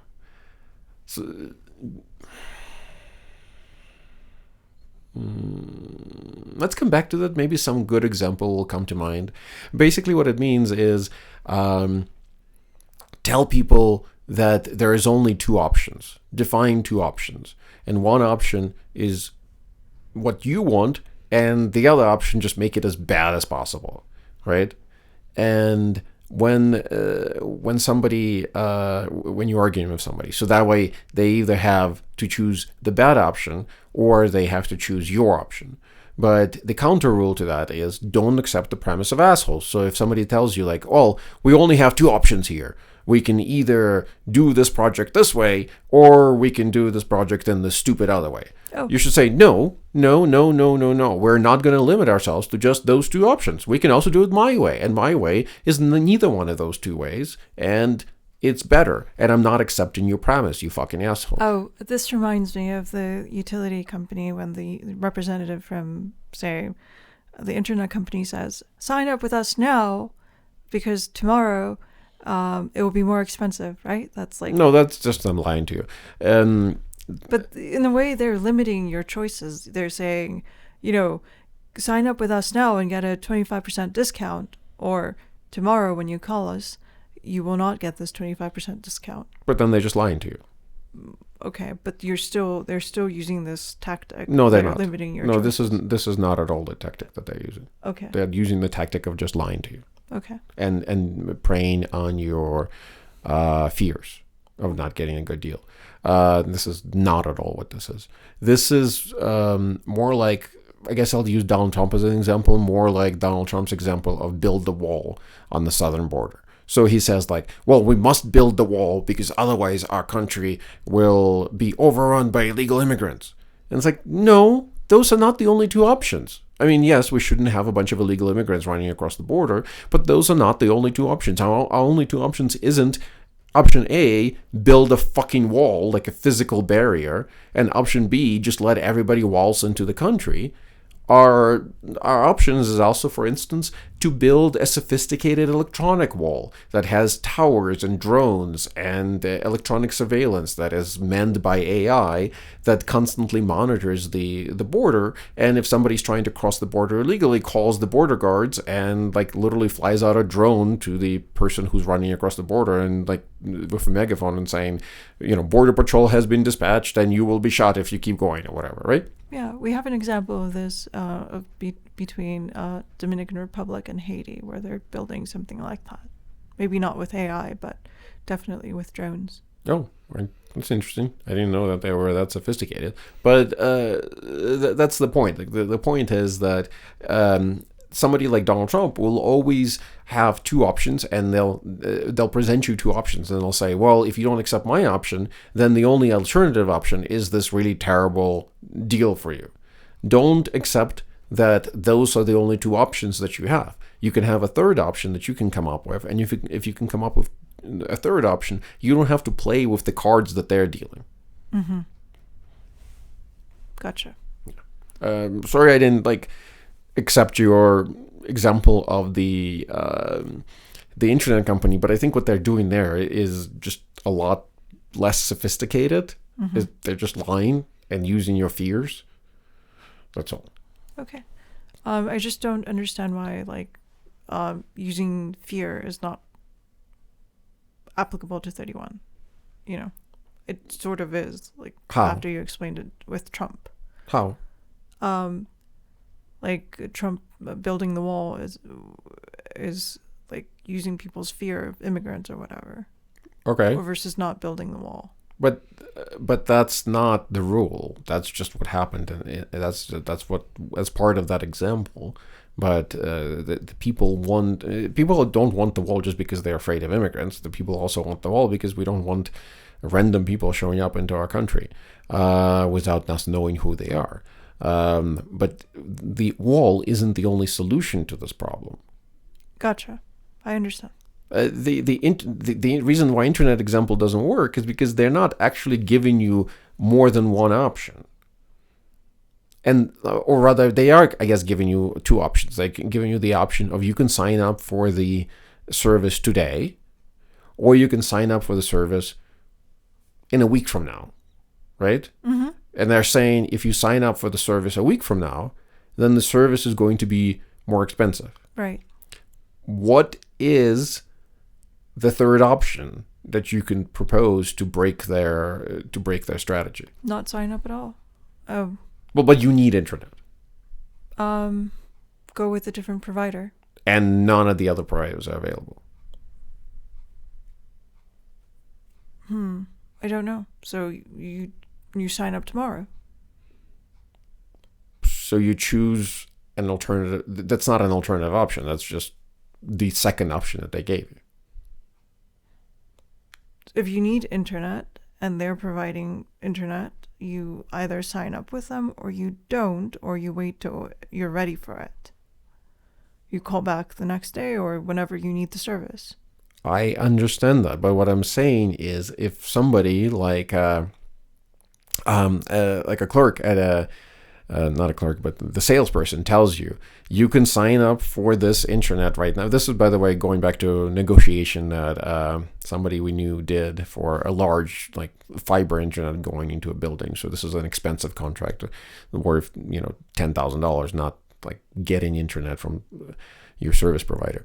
But anyways, if you call AT&T in that case, and they tell you like, you either sign up and sign this contract for us to start dragging this cable to your property right now, and it's going to cost you, let's say, $5,000, or if you wait until tomorrow, and because tomorrow is the end of our quarter and the beginning of the new quarter, then it's going to be $7,000, $10,000, because the prices are going up and our prices are shifting at the end of the quarter, right? Right. Let's say the salesperson told you that, right? Mm-hmm.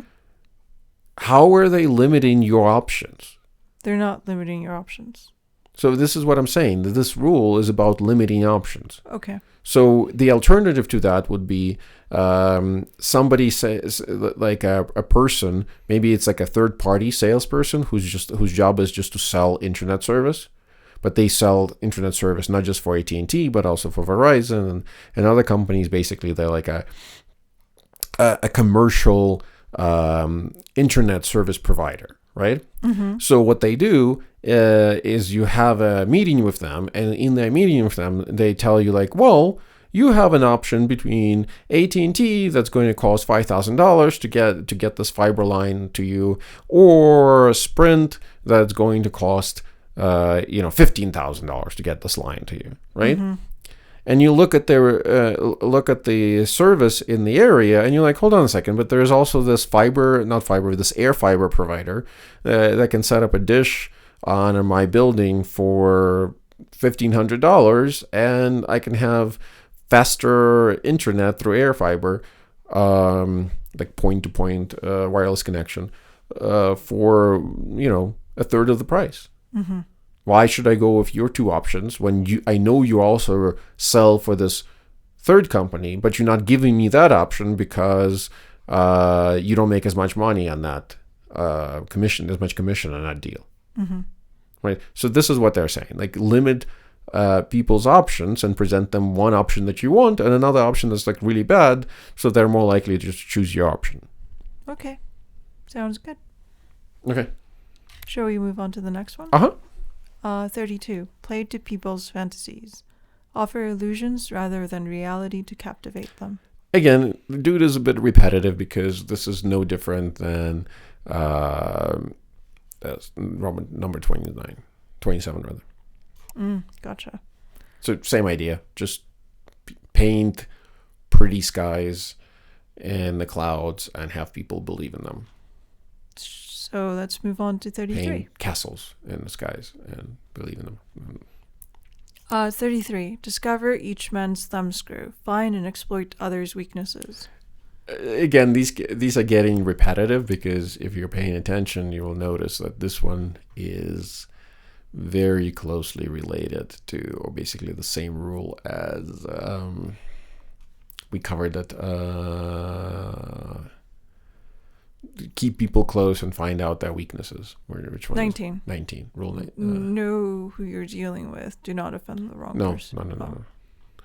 No. There. 14.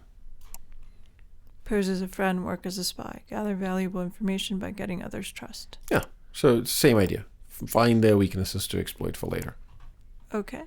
So that was 33, which is discover people's weaknesses, each man's weaknesses. Mm-hmm. 34. Be royal in your own fashion. Act like a king to be treated like one. Exude confidence and self-worth to command respect. This one is not a bad rule. I would shove it in the same category of some of the other rules that I pointed out are not bad. And this is a rule that I surprisingly see so many other powerful people in our society today brutally violate. Like, Trump actually is pretty good at it. Like, he acts pretty royal in many ways. But all the other people that um, are like Jeff Bezos, like Elon Musk, like Zuckerberg, like, you guys are fucking rich and fucking pathetic. What do you mean? How does Donald Trump act royal compared to Elon Musk or Zuckerberg or Bezos? Because Elon Musk doesn't kiss up to people who are above him.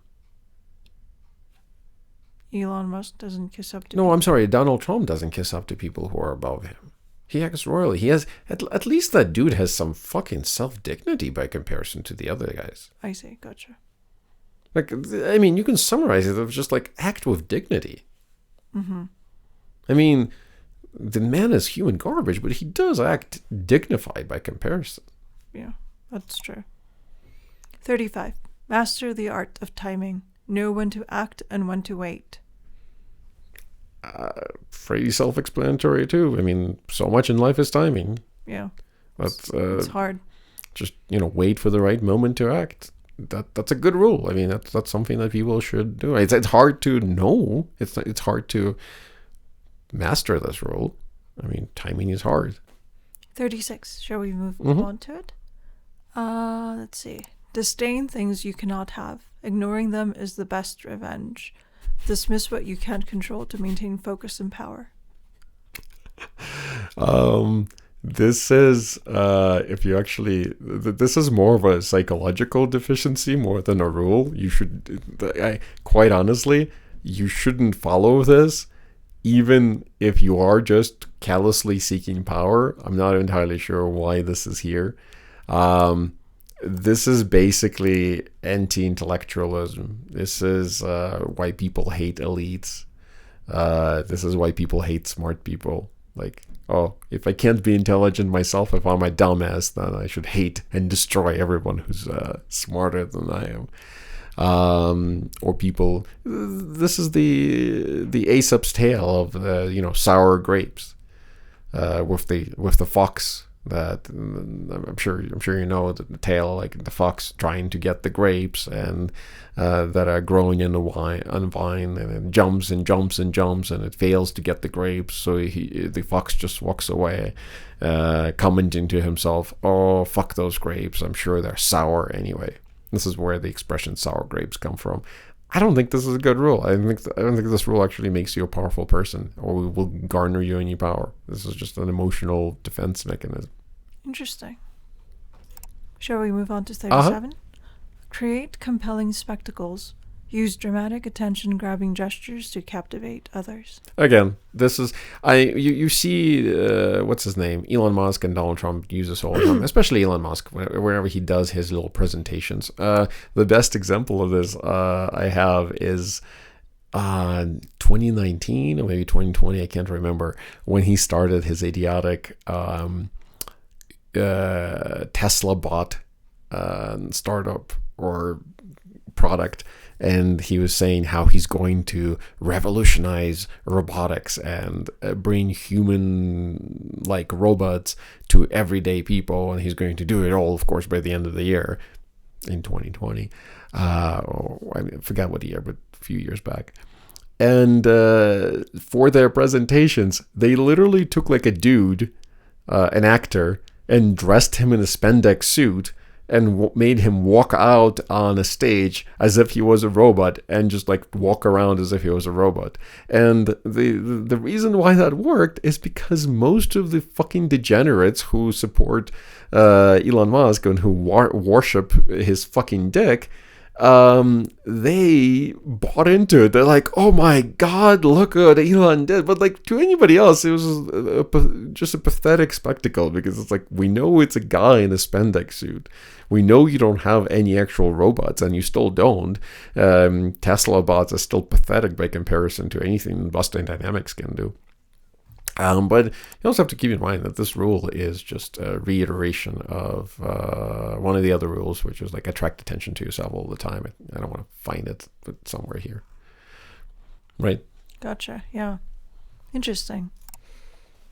Shall we move on to 38? I mean, yeah, sure.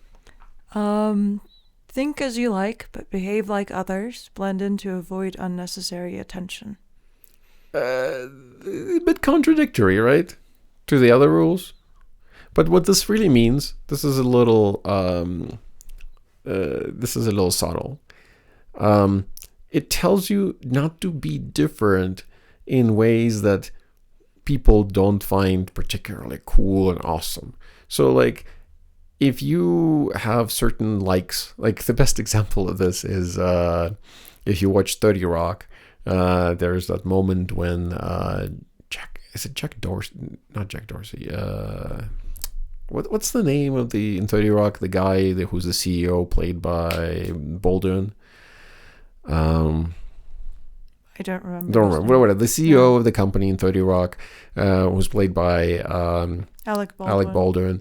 At some point is proposed for the position of the CEO of General Electric. So he's like the manager or the CEO of the news network or the TV network, and then they're considering promoting him to the head of the entire company. And when that happens, there's like a whole storyline about how he needs to get rid of his collection of decorative cookie jars. And he has like this whole shipping container that's full of these shelves with these beautiful, well, in his opinion, beautiful cookie jars that look like Winnie the Pooh and some other creatures, like ceramic cookie jars. And he has to get rid of them because that's just too weird. Like if he had a mistress on the side, or if he was actually gay or something else, that's not a big deal. But cookie jars, people will think that's weird. Interesting. I was thinking about it in terms of Trump, who constantly blends in by eating McDonald's or whatever. But maybe that's just creating a spectacle for himself. Not that either. That's the other rule that he had, where he says like, play a sucker to catch a sucker, right?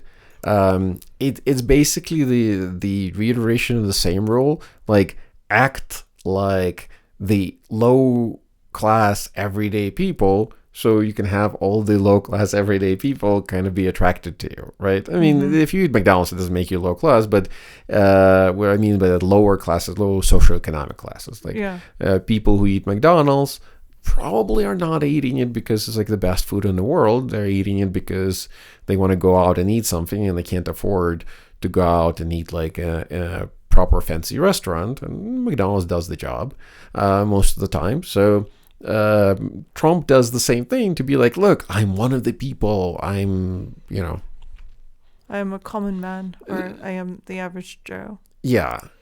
I mean, I guess.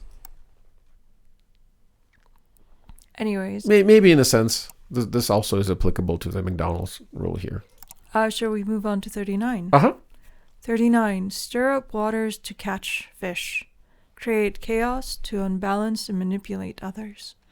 It's the same thing as just Trump is a perfect example of that. I mean, the whole fucking news sphere just surrounding, he creates chaos everywhere he goes, so that he can manipulate people. But it's the same as being the unpredictable agent, which we covered earlier. Gotcha. Same concept.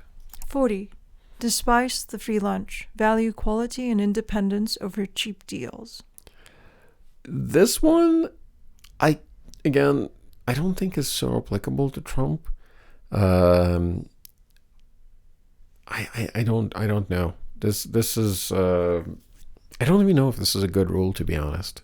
I had ChatGPT explain this one to me. It said that you want people to make sure that people value the things that you value. For instance, if you value time, you will hate those who give time for free, or something like that. I'm not too sure. I think it's almost like this rule that some people have where they want to spend money. Like, let's say there's an open source piece of software available for something, or there's an open source framework like Flutter available, but they're like, no, we should buy something from Microsoft because that's more reliable and more valuable. Not sure if I buy this. Maybe it's sort of like, if you don't value this, but I do, we can't be friends. Like, if you don't... No, I think it literally just means pay for higher end stuff rather than accepting free stuff. Oh, gotcha. That's what it means. I'm not sure why it's a rule of power, because I think that's generally a good advice for life in some situations, but not all situations. So I would be a little cautious about this one. I don't think this. I would actually probably do the same thing as I did with some of the other ones and cross this one out, because I don't think this is actually going to make you in any way more powerful. Okay. Except maybe if it increases your prestige or whatever it is. Reputation. Points. But maybe not. Not sure. Okay, let's move on. Unless what it means is don't take others' deals. Like if somebody offers you, like says, hey, come and have a free lunch, like literally.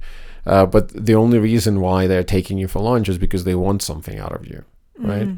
I can kind of see it in that perspective, but I don't think this is a rule that you need for these people who follow these other rules, because they're the kinds of people who would never do anything. They're takers, so they'll just take your free lunch and go. So, I mean, this is why I crossed it out, because I think if you're committing to follow all these rules, right, then you will just as easily... So if you're committing to follow all these like horrible and quite bad, quite garbage human rules to follow, most of them are, you will take the free lunch and just not reciprocate. That's all. Gotcha. Shall we move on? So if anything, you should change this rule to accept the free lunch and then tell them to fuck off. I like the previous interpretation where like by quality and by quality period. Rather than accepting free stuff. Yeah. Yeah, I mean, maybe. 41. Avoid stepping into a great man's shoes. Forge your own path instead of being a successor. What do you think? I think that that's a good rule for most people in general. I don't think this is necessarily like one of those underhanded rule of power moves. You should create your own ethos and your own legend, not try to live up to somebody else's legend. That's the only way I would say it. I don't think this is a bad rule. I think that you should actually do that if you're trying to be a strong person. In a leadership position, yeah. In a leadership position. Like, so, for instance, you take over a company, like the previous CEO retires and you become a CEO of the company. You shouldn't try to adopt all the same strategies, have the same speeches, have the same speech pattern, and just basically try to be the same CEO 2.0, like kind of clone the previous CEO. You should become your own thing. Because you will be better as your own thing than you will be as like trying to be a clone of somebody else.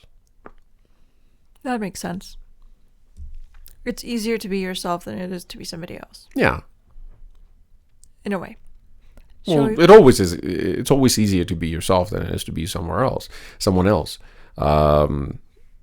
And you should lean into that, because when you're performing at your like best, you will perform your bestest if you are being yourself. That's right. So good rule overall. Shall we move on? Yeah. 42. Strike the shepherd, and the sheep will scatter. Remove influential leaders to weaken their followers.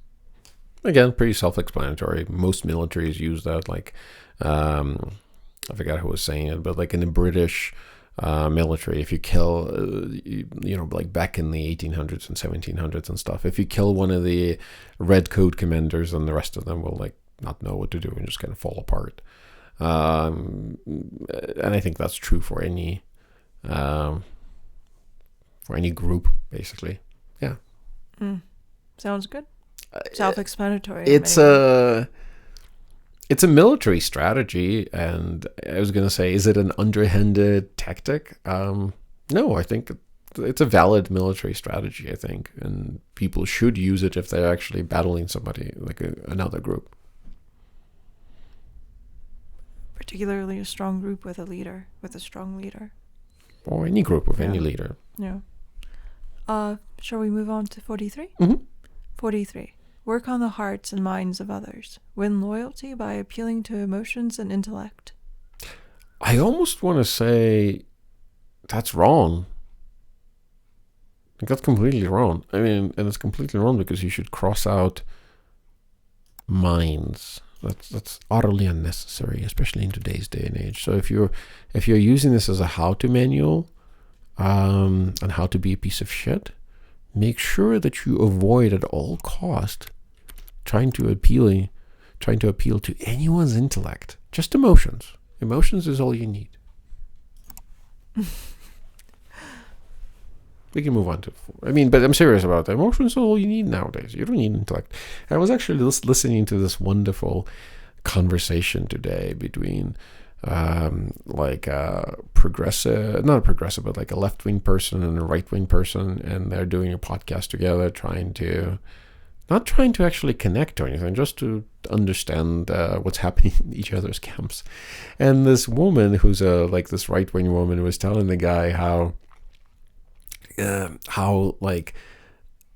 she finds it offensive that that liberals sometimes say that conservatives are stupid, because she's like, you only are saying that because, you have your knowledge and your expertise and your condescending ways of knowing things. And he's like, well, yeah, but how can we have a conversation if you don't know things, right?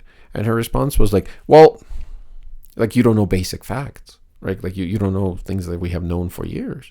And her response was, well, you see, all this knowledge and all this information is, it's put together by what people like scientists and thought leaders and philosophers. And she's like, what? Do you want me to believe them? Like, what, they never modify the truth. They never change how the truth is. And the guy's like, oh, okay, so, what do we do then? You can look at these scientists, you can look at these different studies. He even brought an example. He's like, look, even when something like the Cato Institute, one of these other right-wing think tanks, they put out a study, I read the study and I read their methodology. I read what they say, and sometimes I can see what they're up to. Like, I can see what they mean, right? And sometimes they may have some good points, right? Mm-hmm. And her response was like, yeah, you see, I don't look at it that way. I just go by emotion. Like, if the information makes me feel good, then, it must be true. Like, that's how I really decide if it's true or not. Like, I don't look at methodology and numbers. Numbers can be manipulated. Methodologies can be manipulated. Surveys can be manipulated. Even by right-wing people. I'll grant you that right-wing people manipulate data and science just as much as the left-wing people. You really have to go with your emotions. Not even your gut feelings, yeah. Well, isn't gut feelings just emotions? Maybe. But can't you argue, well, emotions can be manipulated too, just like numbers? Oh, no.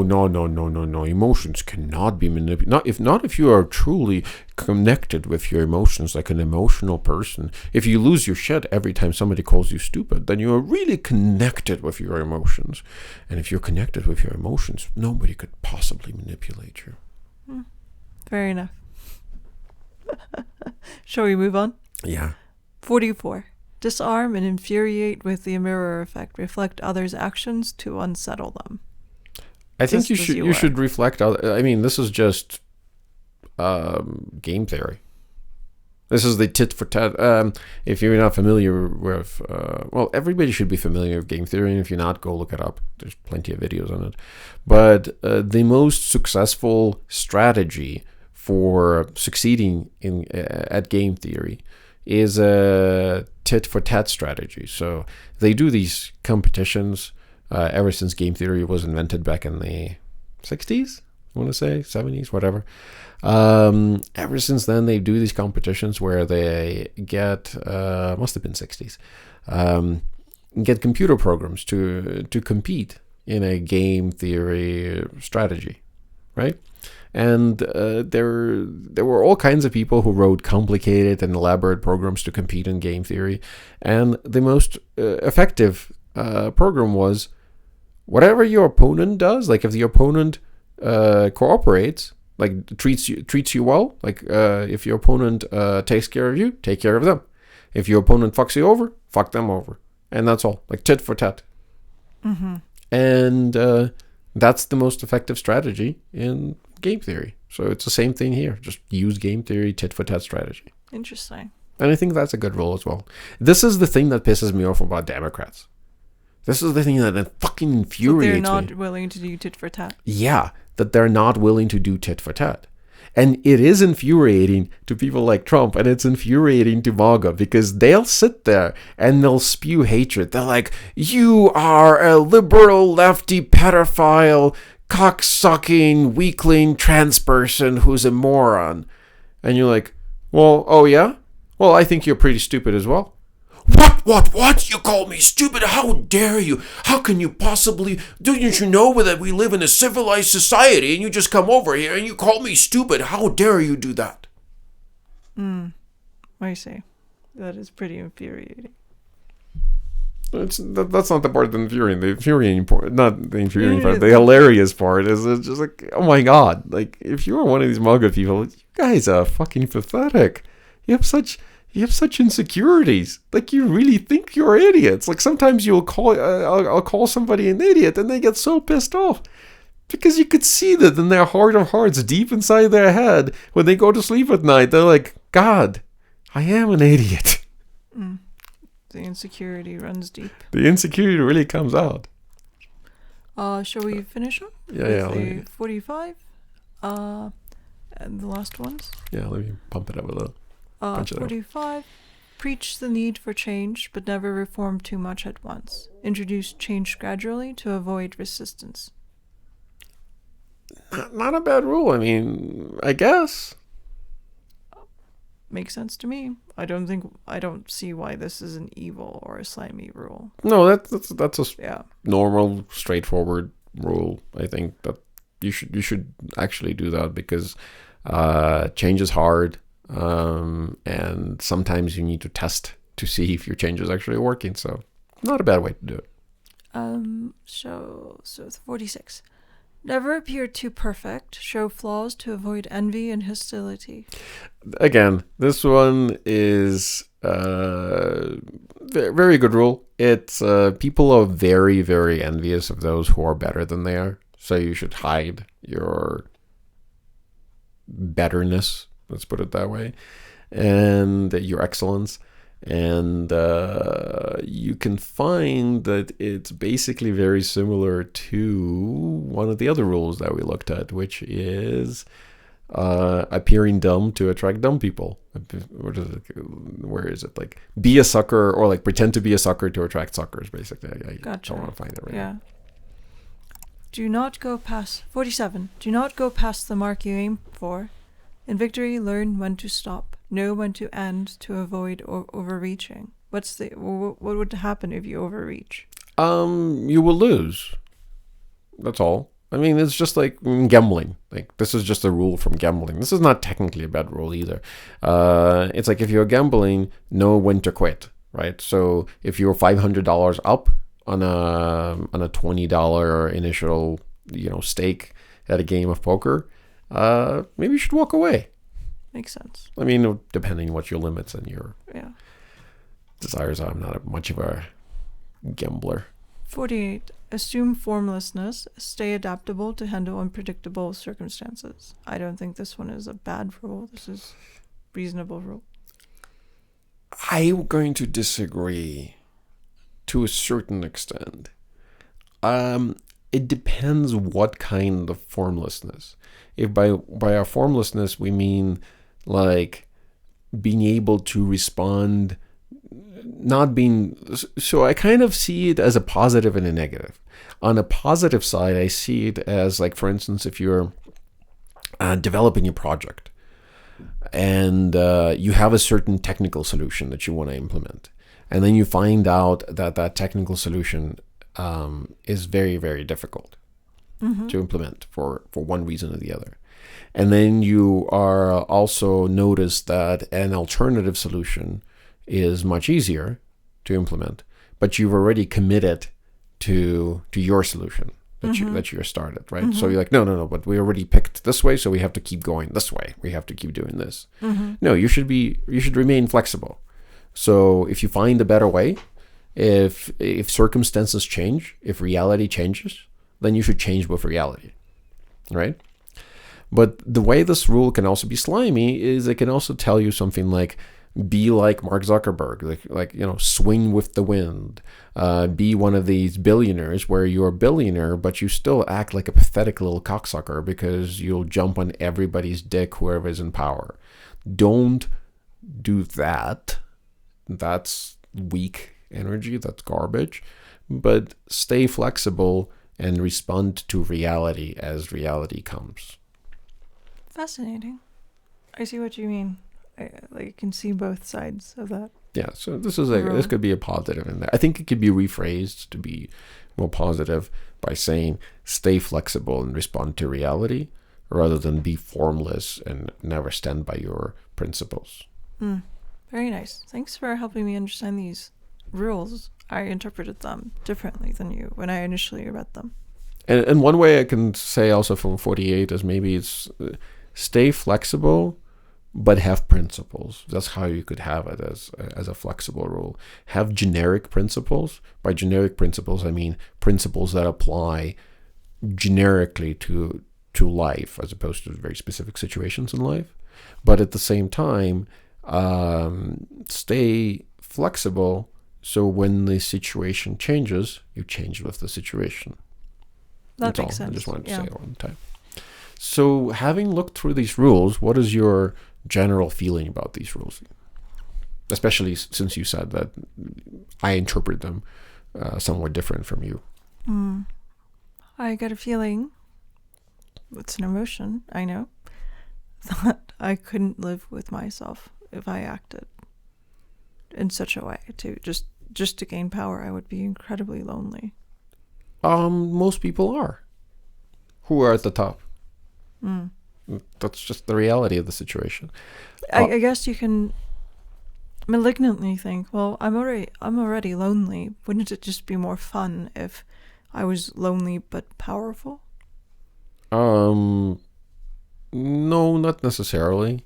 I mean, maybe, but we also have to notice, like, I kind of want to. Do you think anyone can follow these and actually achieve like real results? Oh yeah.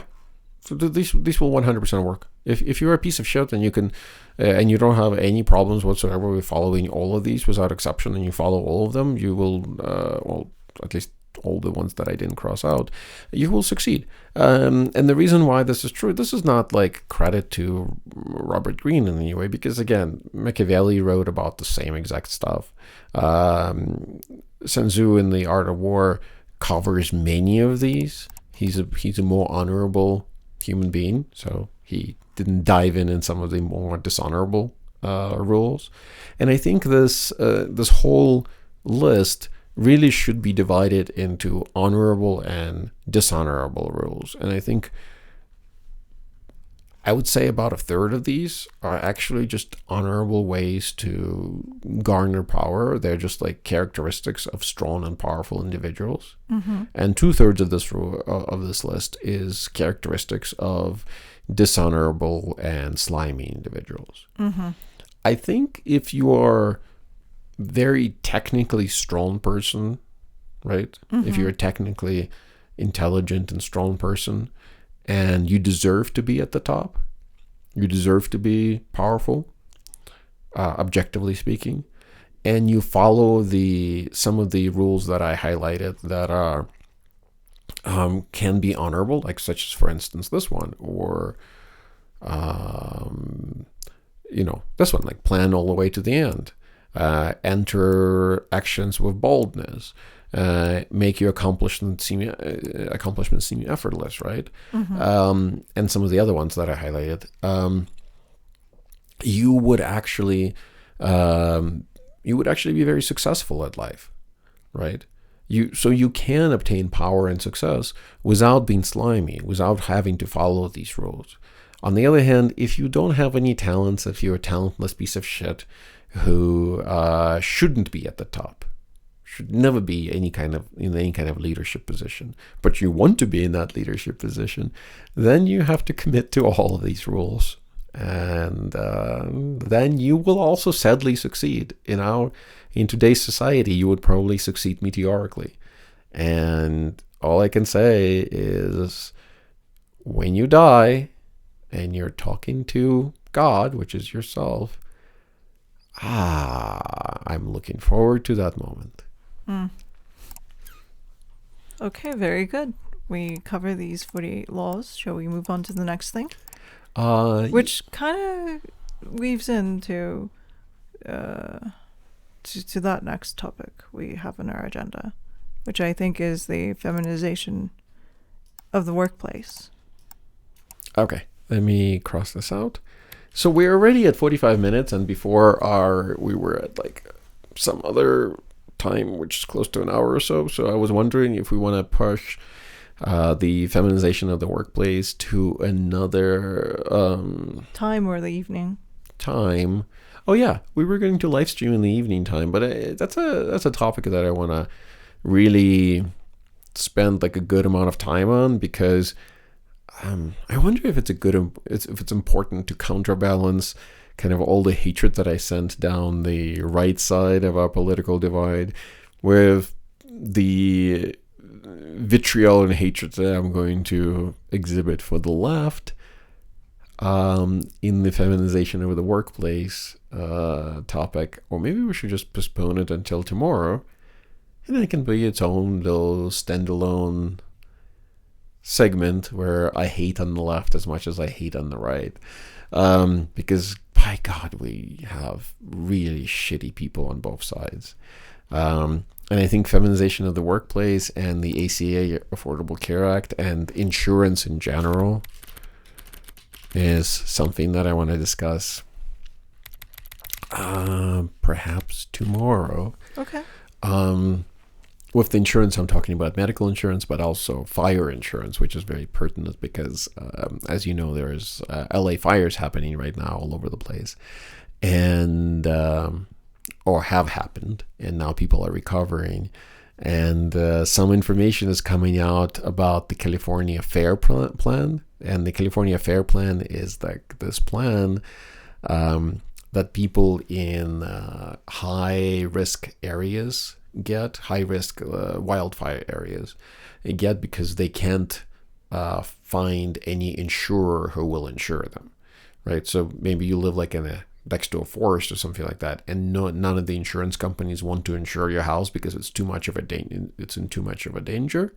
Then you sign up for the California Fair Plan, which is the insurer of last resort, meaning like they have to insure you if no one else will. And some really interesting things are coming out about them. Let's put it this way.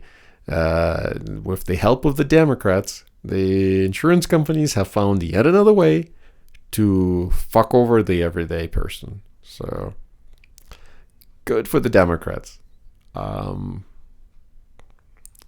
think, and we can finish on this, or we can get a few of our 100 questions out of the way, and then we can finish our podcast on that.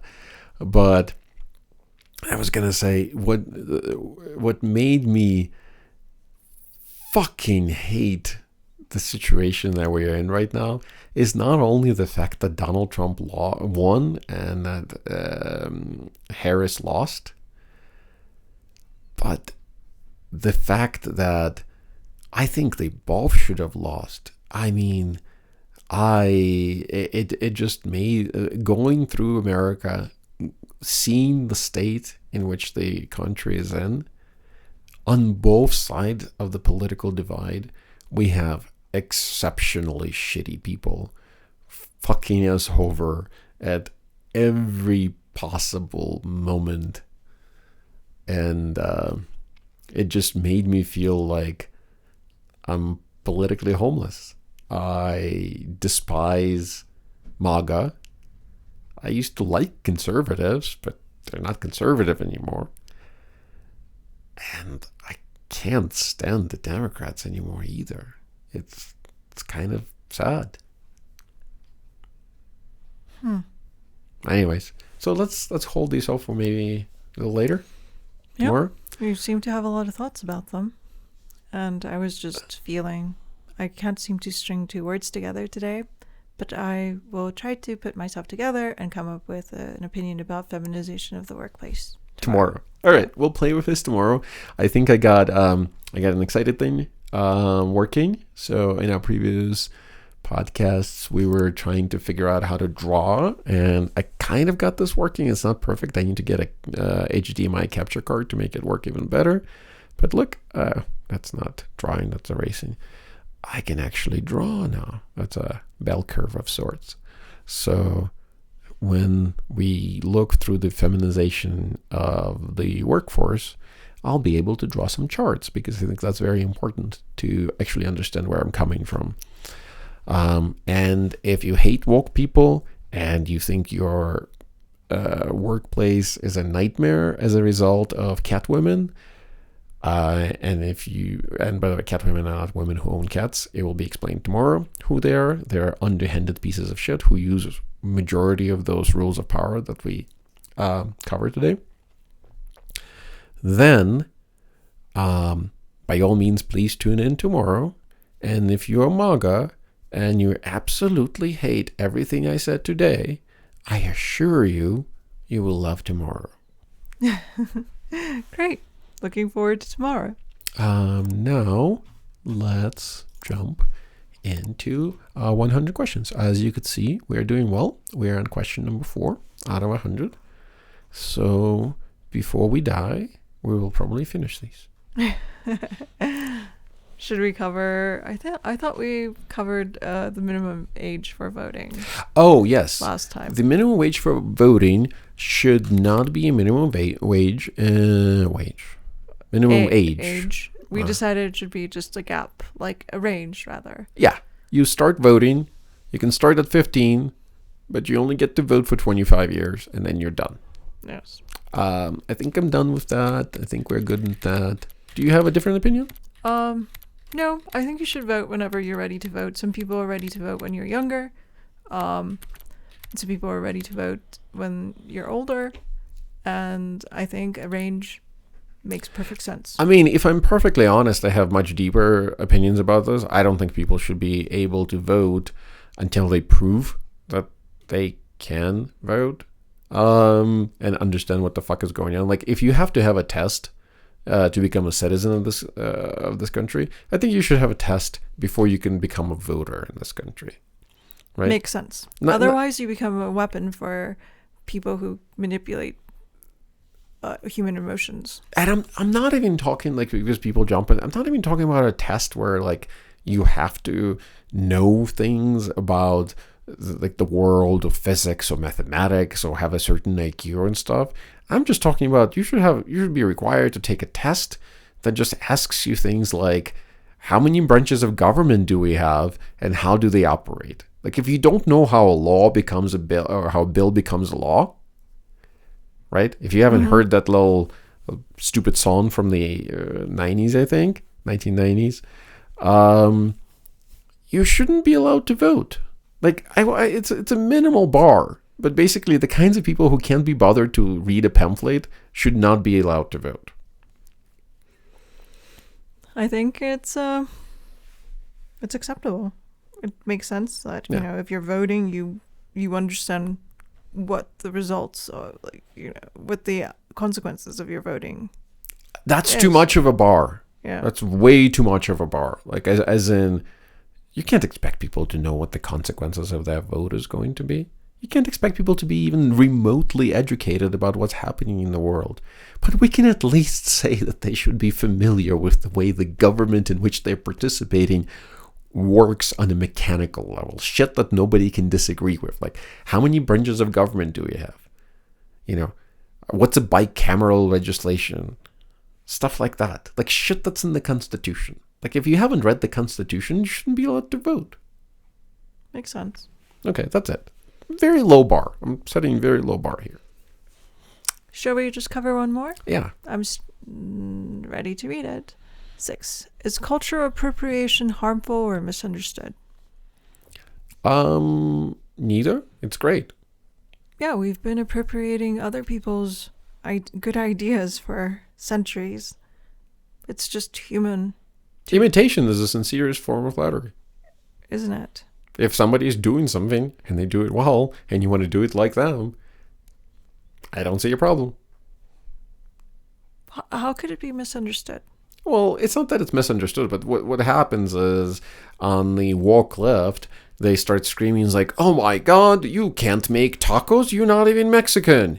You can't have whatever the hairstyle that black people have. Afros. Not afros, where they weave really tightly their hair. Cornrows. Cornrows or something like that. Yeah, like, you can't have that if you're not black. That's idiotic. That kind of hairstyle, I think, well, it doesn't matter who it belongs to. It doesn't belong to anybody. If you have the kind of hair that's appropriate for that hairstyle, you should be able to do that hairstyle. If you like making tacos, you should make a taco shop, even if you're not Mexican. And if you're Mexican and you like burgers and fries, then you should be able to open up a burger restaurant and not have any asshole come in and say you're stealing your white identity or something like that. Like, people should do things that they like as long as they're not harming others. And stealing, participating in somebody's culture because you find it beautiful, interesting, exciting, or just appealing to you is not a bad thing. That's a good thing. This is how we become a multicultural world. A more integrated world. A more integrated multicultural world. At some point, I always feel like what Democrats want to build is not a multicultural world, but just a world full of ghettos. Like, this is a white ghetto, this is a black ghetto, this is a Spanish ghetto, this is a Mexican. That's interesting, because in my mind I was picturing definitely a static world, but more like a zoo. Yeah, like a zoo. Like, here, come here and look at a Mexican doing burritos. The authentic burritos by authentic Mexican. Look at him. He's participating so well in it. Or come look at a black person dance for you. Where apparently the white people like are at the top. Yeah, and that's or where everyone, or where no one ventures outside their neighborhood or confinement. And that's, I think, why Donald Trump did well with various minorities this time around, because I think he was able to paint a picture which is not entirely untrue. He painted a picture, actually, let me rephrase that. He painted a picture that is entirely true, that the Democratic Party, especially the Democratic Party as it is right now, wants everybody to be like a zoo animal, or that's like in their part of the zoo. Like, this is where we have the lions, and this is where we have the monkeys, and this is where we have giraffes, and so on and so forth. Like, this is where we have our Latino friends, and this is where we have our African American friends. And they want everybody to live in a little ghetto and only have their culture and not do anybody else's culture, and everybody should just stick to their culture. This is all very, very, very shitty. This is basically racism by another name.